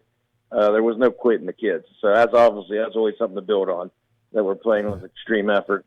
You know, just got to clean up little things, little mistakes here and there. You know, whether, you know, we miss a block or, you know, maybe I got contained on defense and I let the guy outside of me, or I don't drive on the ball from a DB, or, you know, just play here or play there. But, you know, those plays add up, you know, and sure. It is what it is. Yeah. Ed, this is Brian. I'll tell you what, I was able to look at a little bit of film in the past 2 weeks, and I was talking to another coach, and we were just talking about all kinds of teams. But the one thing he brought up too, and I did, was that if you look at Loudonville last year and you look at them this year, this is a team that is in the midst of tremendous growth. The players are playing so much more. You know, it seems like greater dedication or an understanding of what's going on, and it really, to people that look on the outside, this team is growing. Are you feeling the same way? Yeah, I do, and thank you for that comment. But yeah, we are growing. We're understanding the game better, and I think we're playing more, you know, as a unit. We struggled last year. That's one reason I went, you know, back to running wing T stuff, to sort of have a football 101 and you know, sort of teach them football from that perspective. But you know, I think we are. You know, of course, the past 4 weeks haven't went our way. We're continuing to battle. We're continuing to practice hard, and that's the biggest thing. You know, and the ball will roll our way here soon. Yes, it will. Yes. Oh, Coach, we appreciate you giving us a call, and I want to give you an update. Slate Saccone struggled, gave up 4 runs in the first inning. Kyle Manzardo answered with a 2-run homer. Guardians, though, lost tonight. However, Boston beat Detroit, and so the Guardians still tied with Detroit for first place in the Central, and they hold the tiebreaker. So 2 games to play. Yeah, I heard it off, but I didn't know what Boston won. So Boston ended up coming back. They were down. They came back and won. It's free falling right now for the Detroit Tigers, but the Guardians got to get back to their winning ways. So we'll see. Yep. I appreciate it, Ed, as always. Thank you so much for spending some time with us, and we'll catch up next week as well, okay? Thank you, guys. Yeah, take care. Again, Ed Hunnebarger, head football coach of the Loudonville Redbirds. Meanwhile, we talked about Centerburg. They ended up beating Cardington tonight. And how about Miles Marshall? I got the stats in here now. He had 95 yards rushing with 4 rushing touchdowns. Blaine Ball had a rushing touchdown with 110 yards on the ground, 9 of 13 passing, 155 yards, and a score. And that touchdown pass was to Jackson Ballinger. And congratulations to Centerburg on that. Got about a minute left here on the program. The high school football week 6 is complete. Believe it or not, we're going to week number 7 of high school football next week, and we'll look forward to catching up with coaches then. Of course, you, the fan, we want to hear from you. And the Ohio State Buckeyes tomorrow take on the Washington Huskies. That'll be on our sister station, WMVO, at 2 p.m., so hopefully you join us for that. What do you think? Final score there, Ohio State and Washington. 28-20 Ohio State. All right. Buckeyes get the win on the road. It's never easy to win on the road. No, and especially there. Yeah, so the Ohio State Buckeyes, Brian's got them winning. But certainly appreciate all the calls tonight, all the participation. Congratulations to Alec on the trivia question win. And we'll be back at it next week, 7:30 to 10:30, taking your phone calls, giving you high school football scores and more. And hopefully the Cleveland Guardians are in the postseason when we're back on the air next week. But thanks again for joining us. It's the Spearman Financial Services Sports Roundtable Show on the Super Q 93.7. Listening to the Spearman Financial Services Sports